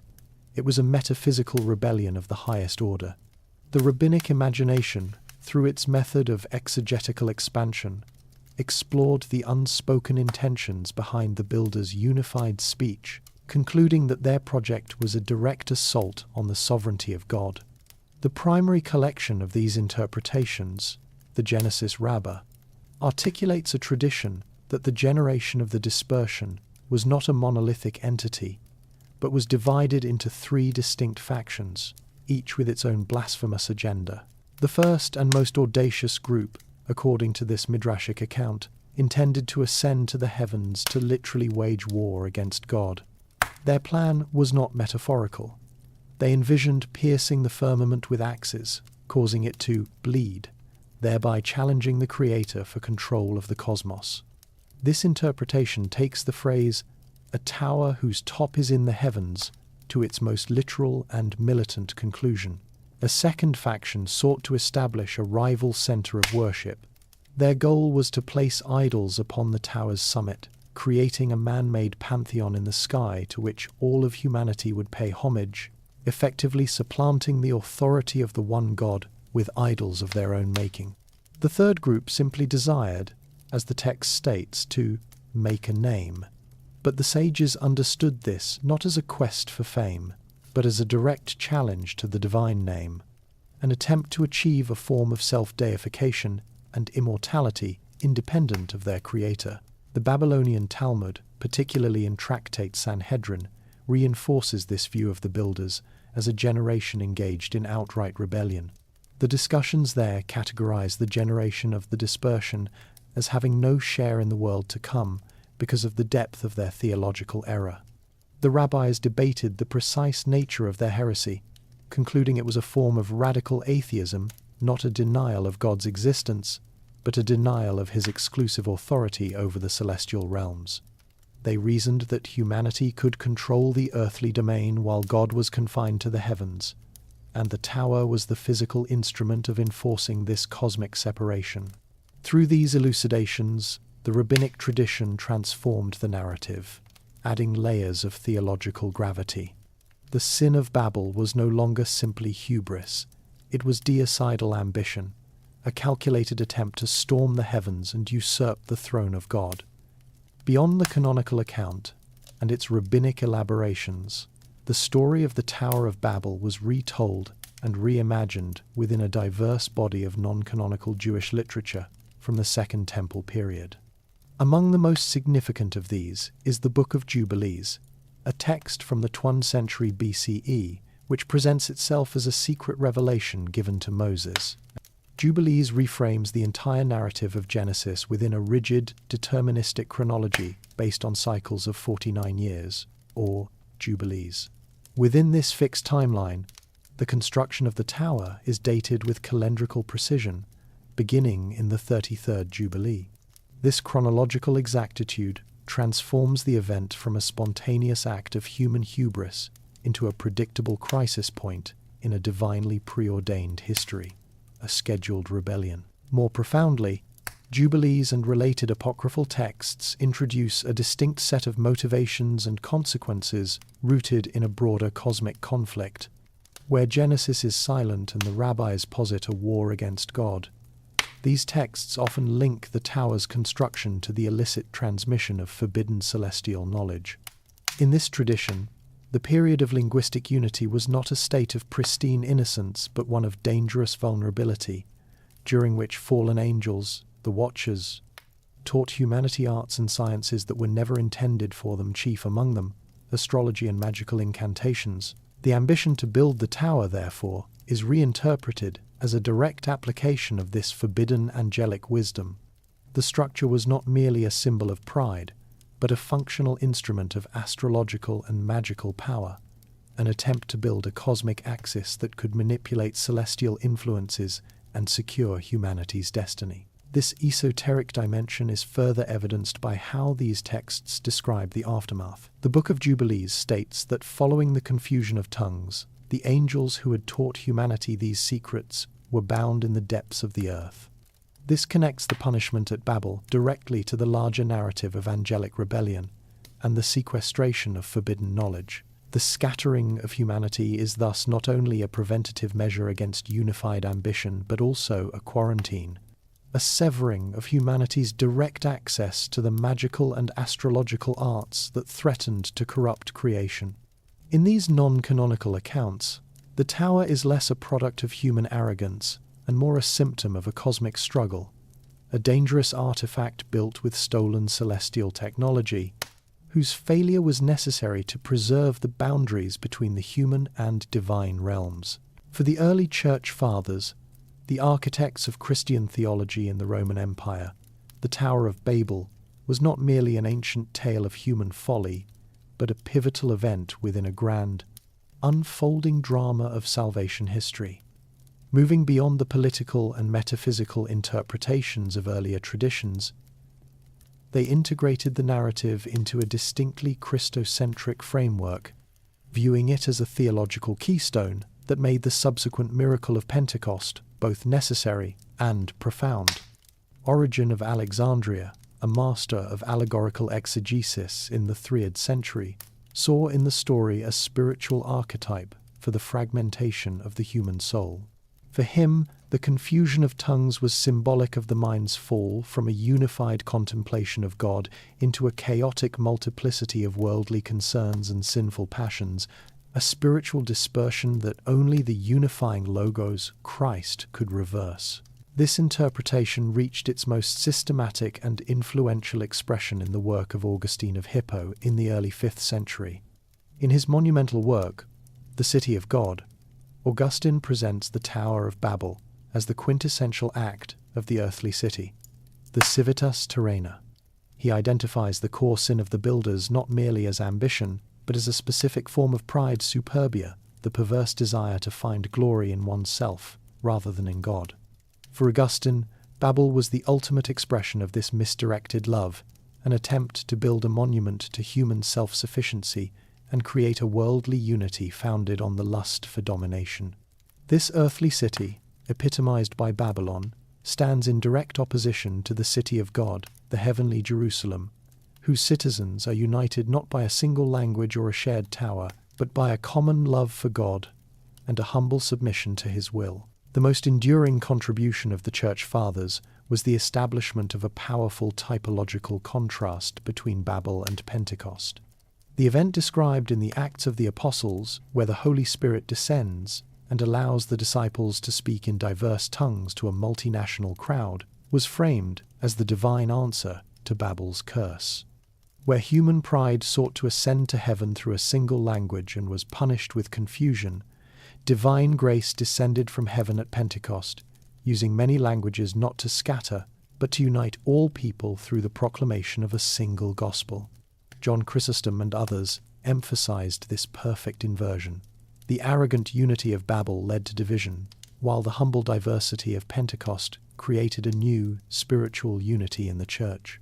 In this patristic reading, history was bent into a redemptive arc where the linguistic and ethnic divisions born from sin at Shinar were healed and sanctified by the Holy Spirit in Jerusalem, establishing the Church as the new universal family of God. While the Quran does not contain a direct account of the Tower of Babel as presented in Genesis, its core theological themes of tyrannical rulers using monumental architecture to defy God are woven deeply into its foundational narratives. The essential sin of Babel is not lost, but is instead powerfully refracted through the stories of Islam's key prophets in their confrontations with arrogant kings. The most striking parallel appears in the story of Pharaoh's challenge to the prophet Moses. In Surah Al-Qasas, Pharaoh declares to his chiefs, "I have not known you to have a god other than me." To validate his own claim to divinity, he issues a command to his minister, Haman. "So kindle for me, O Haman, a fire upon the clay, and make for me a lofty tower, that I may look at the God of Moses." This Quranic passage contains remarkable echoes of the Shinar account. The use of Keelan-fired bricks, of fire upon the clay, and the explicit ambition to build a structure high enough to investigate and ultimately challenge the reality of the transcendent God. This theme of architectural hubris is further developed in post-Quranic Islamic tradition, which absorbed and expanded upon earlier Jewish and Christian legends. Commentators like the great 9th century historian Al-Tabari explicitly identify Nimrod, the mighty hunter before the Lord, from Genesis, as the tyrannical king who persecuted the prophet Abraham. In these detailed Islamic commentaries, or tafsir, Nimrod becomes the archetypal builder king who, in his defiance of Abraham's monotheism, constructs a great tower. His goal, much like that of the rabbinic interpretation of the Babel builders, was to ascend to the heavens to wage war upon God. This tradition culminates in the dramatic story of Abraham being cast into a fire by Nimrod's decree, only to be miraculously saved by God, a divine intervention that serves as a direct rebuke to the king's earthly power and architectural pretensions. By mapping the sin of Babel onto the figures of Nimrod and Pharaoh, Islamic exegesis accomplishes a significant theological task. It detaches the sin from a single primeval event and transforms it into a recurring archetype of human arrogance, or takabur, that manifests throughout prophetic history. The tower is no longer just a forgotten ruin on the plain of Shinar. It is a symbol of every human attempt to build a worldly system of power and glory in opposition to divine authority. The Quranic narrative thus internalizes the lesson of Babel, presenting it not as a story about the origin of languages, but as a foundational warning against the ever-present temptation of self-deification, a warning delivered through the struggles of its most revered prophets. Throughout the medieval period in Europe, the Tower of Babel transitioned from a subject of purely theological exegesis into a fixed and factual event within the standardized historical record. In the great universal chronicles that sought to trace a direct, unbroken line from creation to the present day, the fall of the tower was no longer just a moral allegory, but a crucial geopolitical turning point. Historians like the Venerable Bede in his 8th century ecclesiastical history, and later chroniclers such as Otto of Freising, integrated the event as the definitive explanation for the ethnic and linguistic diversity of their own world. For the medieval mind, the existence of Franks, Goths, Saxons and Lombards was a direct and observable consequence of the divine judgment at Shinar. The scattering was not a myth, but the historical cataclysm that birthed the very nations whose wars and alliances defined the medieval political landscape. This historical certainty was powerfully reinforced in the visual culture of illuminated manuscripts. Before the age of print, these lavishly decorated codices were the primary repositories of knowledge, and their illustrations gave the narrative a tangible reality. But artists across Europe developed a remarkably consistent iconography for the tower. The famous depiction in the 11th century Anglo-Saxon hexateuch, for instance, shows King Nimrod, now firmly established as the tyrannical architect, overseeing a frantic construction scene. The tower itself was almost always imagined not as a square ziggurat, but as a circular or polygonal structure with a spiraling external ramp, an architectural form more familiar to the medieval European eye, through structures like the Column of Trajan.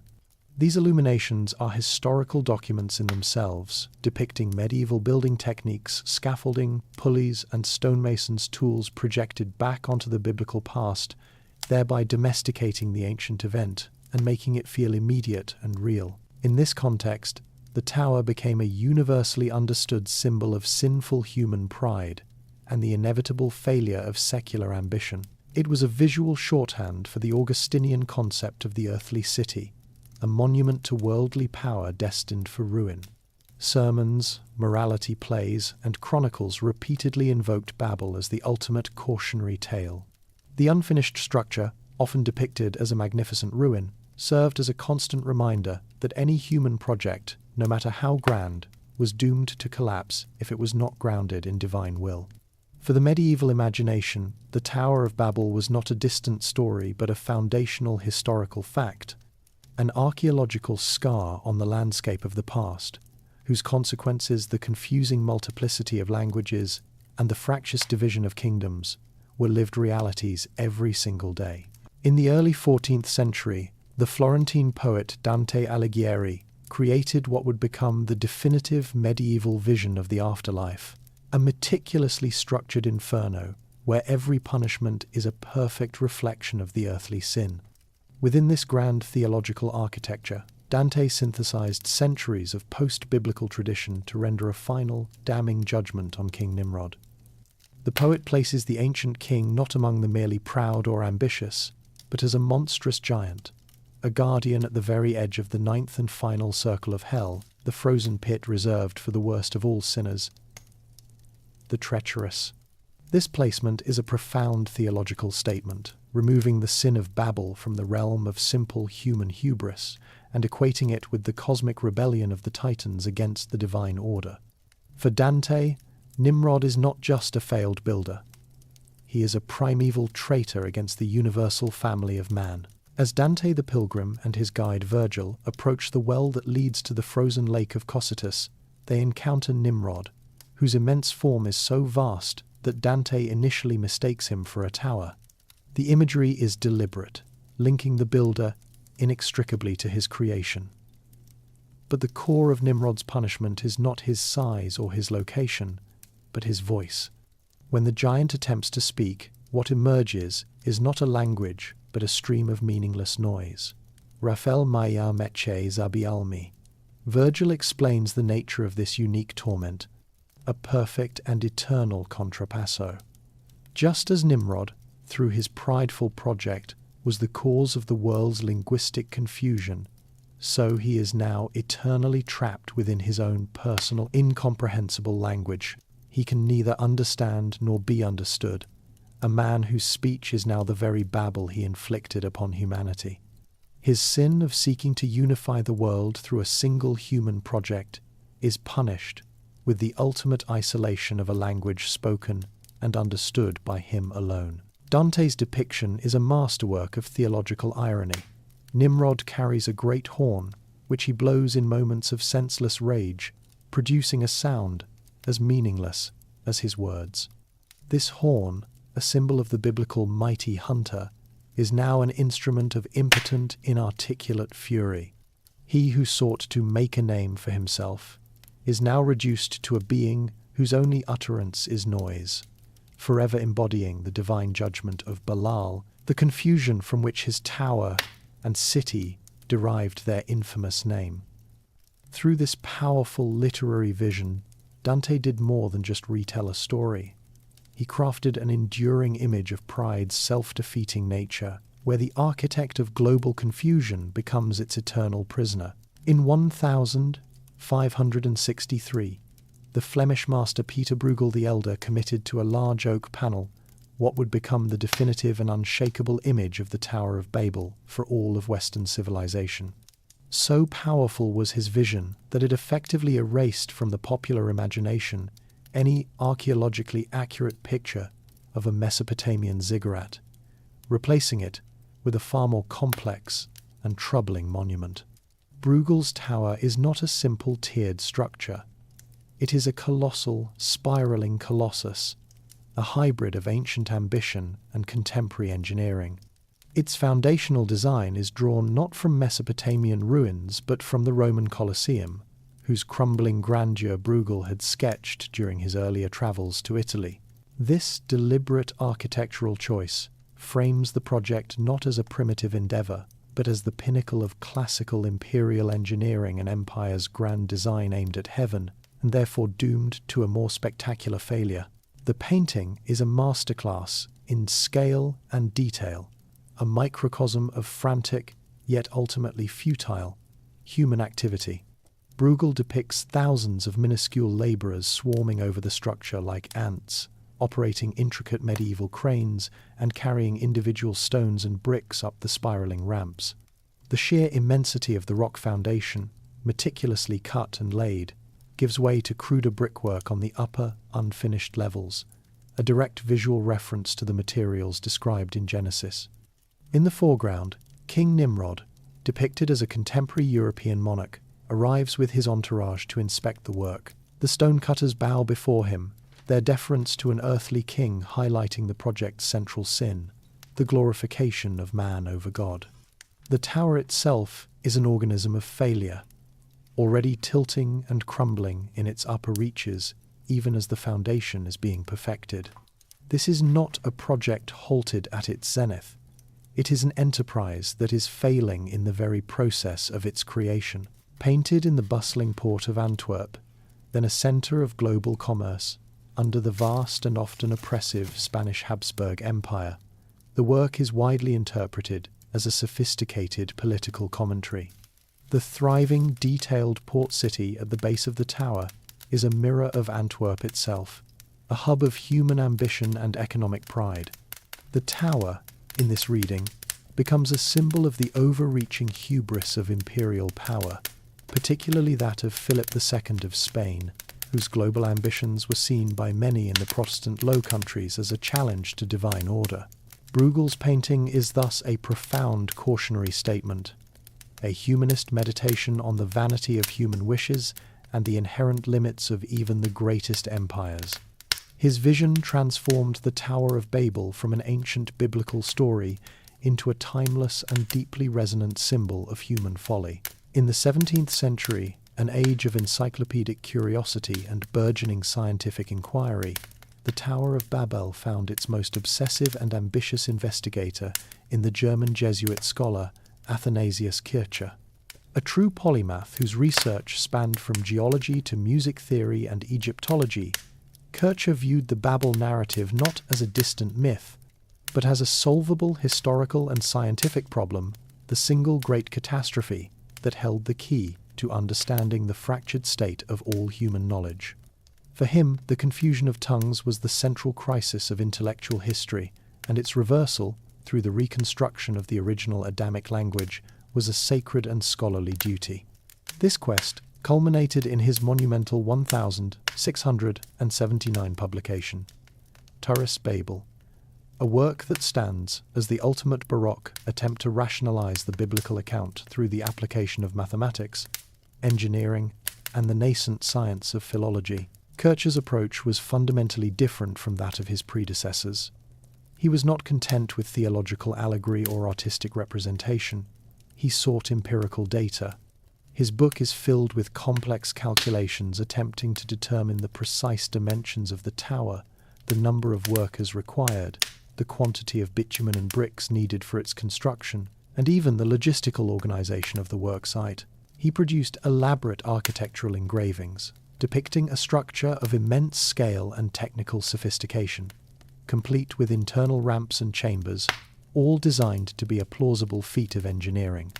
This proto-scientific method treated the Genesis account as a technical report, a historical puzzle whose physical and logistical parameters could be reverse-engineered through reason and calculation. The core of Kircher's project, however, was linguistic. He firmly believed that the original, perfect language spoken by all humanity before the confusion was Hebrew.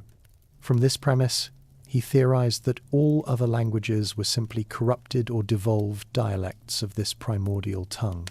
He embarked on a massive comparative study, compiling vast tables of vocabulary from languages across the known world, from European tongues to Chinese and Sanskrit, all in an effort to trace their etymological roots back to Hebrew originals. While his methods were often based on superficial resemblances and fantastical connections, now dismissed as unscientific, his systematic attempt to create a genealogy of languages was a pioneering, if flawed, step toward the modern field of comparative linguistics. Kircher's Tower of Babel represents the zenith of a worldview that saw no conflict between faith and empirical inquiry, a monument of scholarship that sought to reconstruct God's original, unified design for humanity from the scattered fragments of a post-Babel world. The intellectual currents of the 18th century Enlightenment subjected the Tower of Babel narrative to a new and formidable form of scrutiny, moving it from the realm of historical inquiry into the arena of philosophical critique. For the thinkers of this era, the story was no longer a puzzle of engineering or linguistics to be solved, as it had been for Athanasius Kircher, but a potent metaphor to be wielded in their broader campaign against religious superstition and dogmatic authority. The French philosopher Voltaire, in his relentless assault on what he termed l'infâme, the infamous thing of religious intolerance, frequently used biblical stories as case studies in absurdity, and Babel was a prime example. In works like his Dictionnaire philosophique, he treated the account not as history, but as a primitive and illogical folk tale, a priestly invention designed to explain the inconvenient reality of linguistic diversity, while simultaneously justifying divine caprice. For Voltaire, the builders were not sinners against God, but victims of a tyrannical deity whose actions were arbitrary and cruel. The story became a symbol of the intellectual chaos caused by religious dogma, a cautionary tale about how unreasoned faith leads to a confusion that fractures human understanding. The German philosopher Immanuel Kant approached the narrative with greater philosophical depth, transforming it into a metaphor for the inherent limitations of human reason itself.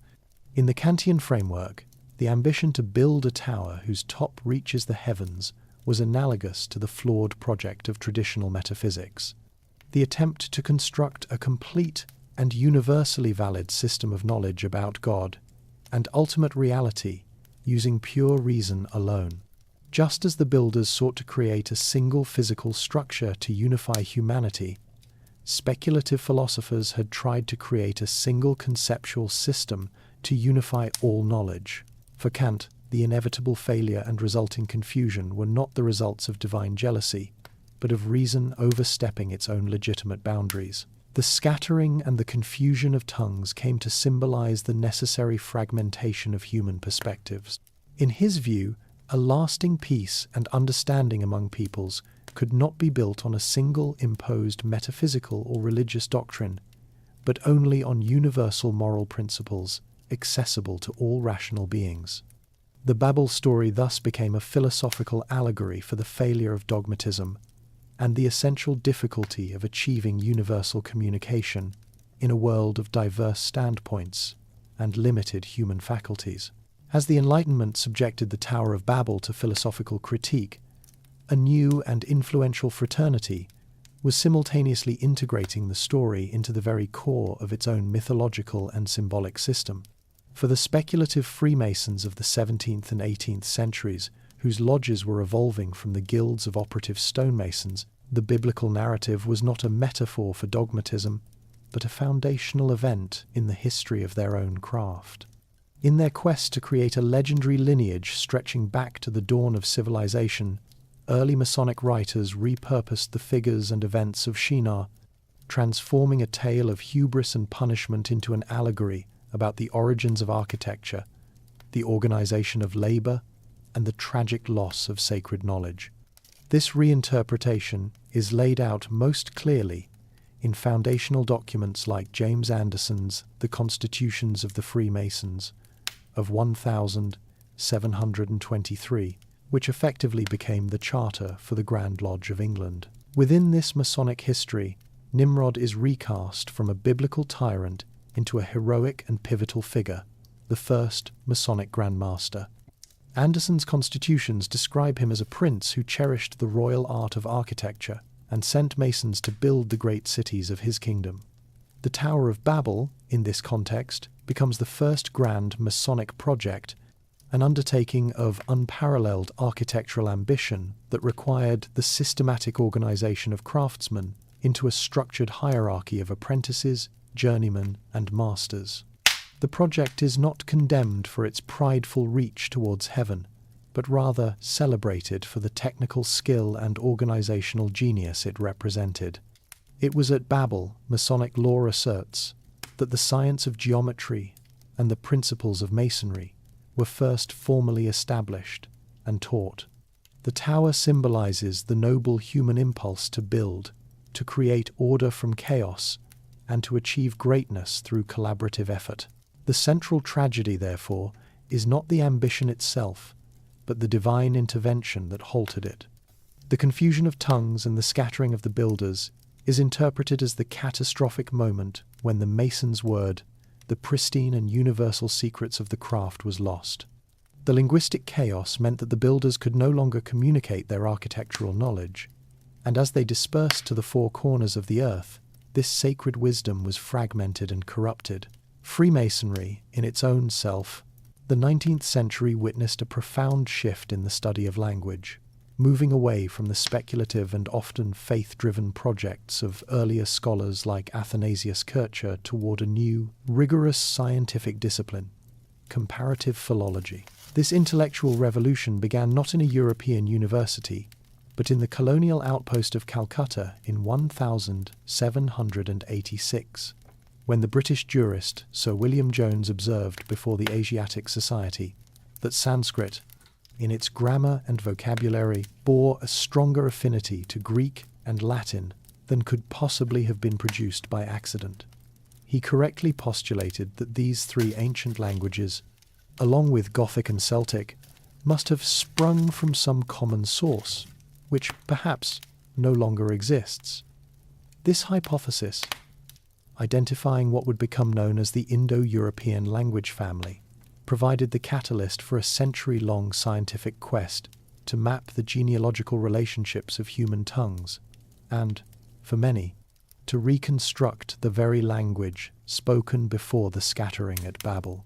What distinguished this new philology from earlier attempts was its methodical, evidence-based approach. German scholars, in particular, established the scientific principles for the new field.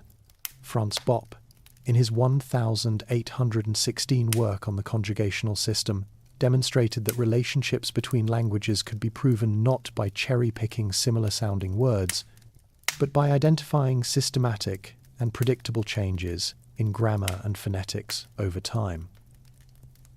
This methodology was famously codified by Jacob Grimm, who formulated Grimm's Law, a set of principles explaining how consonant sounds systematically shifted between Proto-Indo-European and the Germanic languages. Suddenly, the diversity of languages was not a chaotic mystery or the result of a single, instantaneous divine act, but an organic process of evolution that followed observable laws. Much like the species of the natural world, this new discipline had a dual and paradoxical impact on the Tower of Babel narrative. On one hand, it presented a powerful scientific challenge. The slow, lawful, and predictable divergence of languages over millennia offered a naturalistic explanation that directly contradicted the biblical account of a sudden, miraculous confusion of tongues. For an increasingly secular and scientific worldview, The philologist's family tree of languages supplanted the story of divine intervention. Yet, on the other hand, comparative philology provided the first empirical confirmation of the Bible's core linguistic premise that humanity was, at some distant point in the past, linguistically unified. The successful reconstruction of a hypothetical ancestor like Proto-Indo-European scientifically demonstrated that disparate languages did indeed spring from a common source. The discovery of other distinct families, such as the Semitic languages to which Hebrew itself belonged, further reinforced this model of divergence from a unified origin. The science of philology, therefore, simultaneously demythologized the Babel story's mechanism while validating its foundational memory of a lost human unity. The scientific project of comparative philology, which mapped the historical divergence of languages, ran parallel to a more ambitious engineering project, the conscious attempt to reverse this process. If linguistic diversity was the result of a historical accident or a divine curse, then human ingenuity, it was reasoned, could provide the cure. This gave rise to the universal language movement, a centuries-long intellectual endeavor driven by a utopian desire to heal the fractures of Babel and restore a common tongue for humanity. While early modern attempts, such as John Wilkins's Real Character of 1668, were primarily philosophical projects aiming to create a perfectly logical language free from ambiguity, the late 19th century saw the emergence of international auxiliary languages designed for practical use. The first to achieve widespread success was Volapük, created in 1880 by the German Catholic priest Johann Martin Schleyer. Based largely on European roots, but with a complex grammar and heavily modified vocabulary, Volapük experienced a brief but spectacular period of popularity, with hundreds of clubs and thousands of adherents across the globe. Its eventual collapse, however, due to its perceived difficulty and schisms within its governing academy, demonstrated the immense challenge of designing a language that was both logical and learnable. The true inheritor of this utopian ambition was Esperanto, first published in 1887 under the pseudonym Doctoro Esperanto, Doctor One Who Hopes, by Ludwig Leger Zamenhof, a Polish-Jewish ophthalmologist. Zamenhof's motivation was born directly from the conflicts he witnessed growing up in the multi-ethnic city of Białystok, then part of the Russian Empire. He believed that the perpetual strife between Russians, Poles, Germans, and Jews was fundamentally a problem of communication, a modern-day echo of the scattering at Shinar. His solution was a language engineered for neutrality and ease of learning.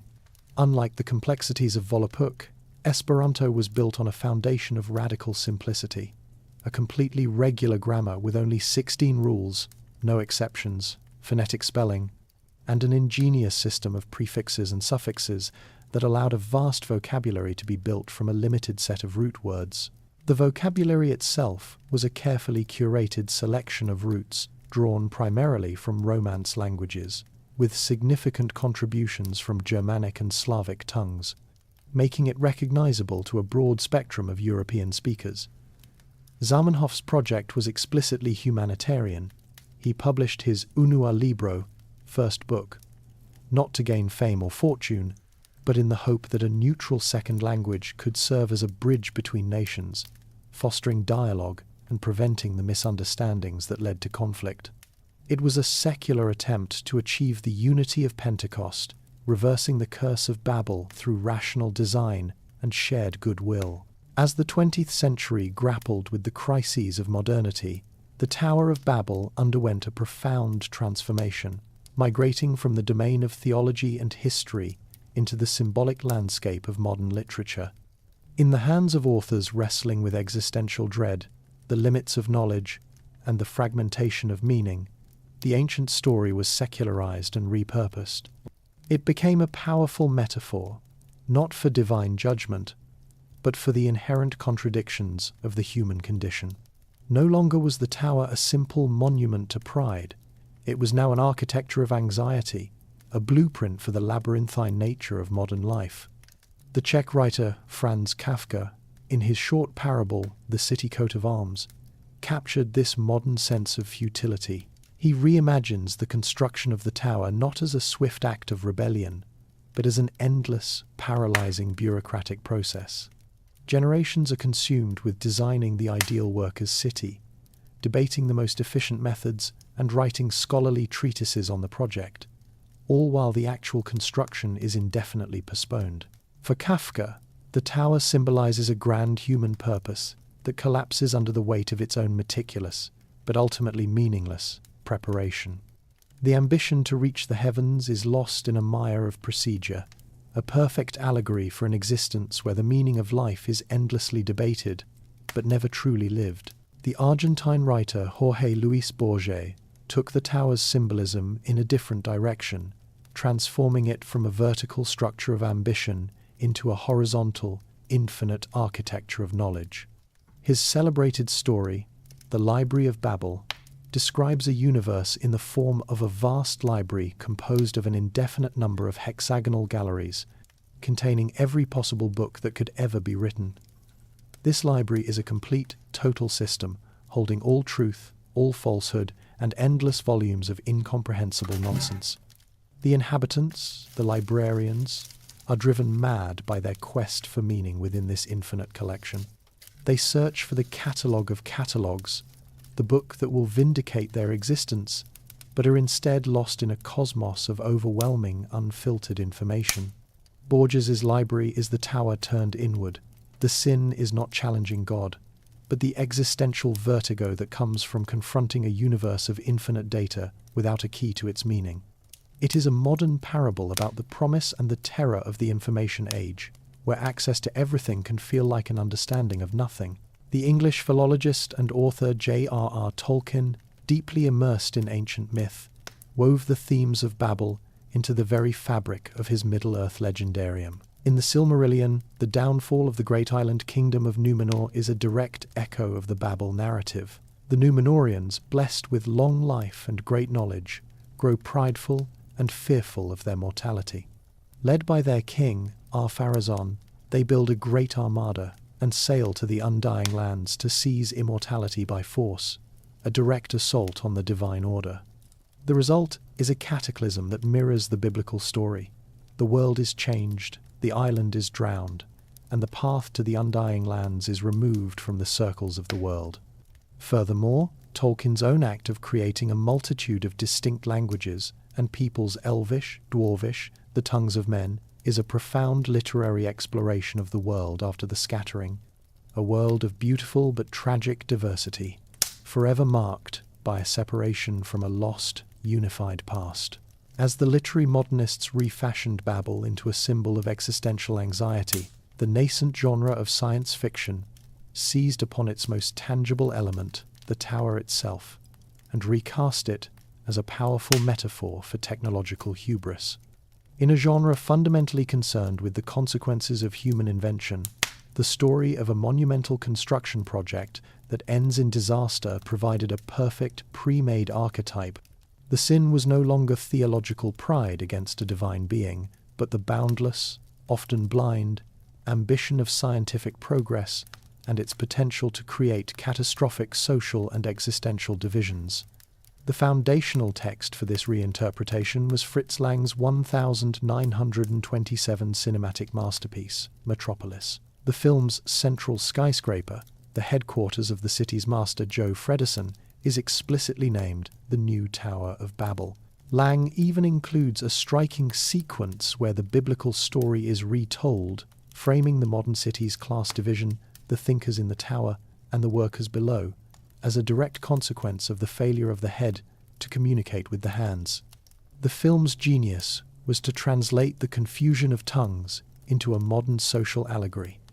The ultimate technological achievement creates not unity, but a profound and destructive disconnect between the classes. This template of a grand technological project leading to unintended social collapse became a recurring motif in science fiction. The tower could be a planet-spanning supercomputer, a generation starship on a centuries-long voyage, or a vast terraforming engine, but the core theme remained. The project intended to unify or save humanity inevitably reveals or creates a fatal flaw in its creators. Arthur C. Clarke's 1953 novel Childhood's End presents a subtle variation where benevolent alien overlords bring about a golden age for humanity, eliminating war, poverty, and disease.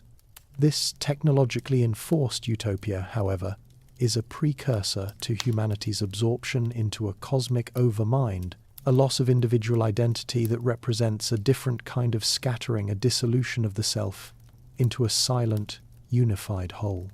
The ambition is not humanity's, but the outcome is the same. A grand design that ends the human story as it was known. Perhaps the most brilliant and cynical subversion of the narrative comes from Douglas Adams's satirical series, The Hitchhiker's Guide to the Galaxy. Adams introduces the Babel fish, a small leech-like creature that, when inserted into the ear, provides instantaneous and perfect translation of any language. This single biological invention solves the technical problem of Babel completely. Yet, Adams dryly notes that the result of this perfect communication was not peace, but the opposite. By removing all barriers to understanding, the Babel fish, the book explains, has been responsible for more and bloodier wars than anything else in the history of creation. The joke is profound. The problem was never the confusion of languages, but the content of the messages themselves. In this masterful inversion, Adams suggests that the curse of Babel was not the scattering of tongues, but a merciful act of divine intervention that gave humanity a plausible excuse for its inability to get along.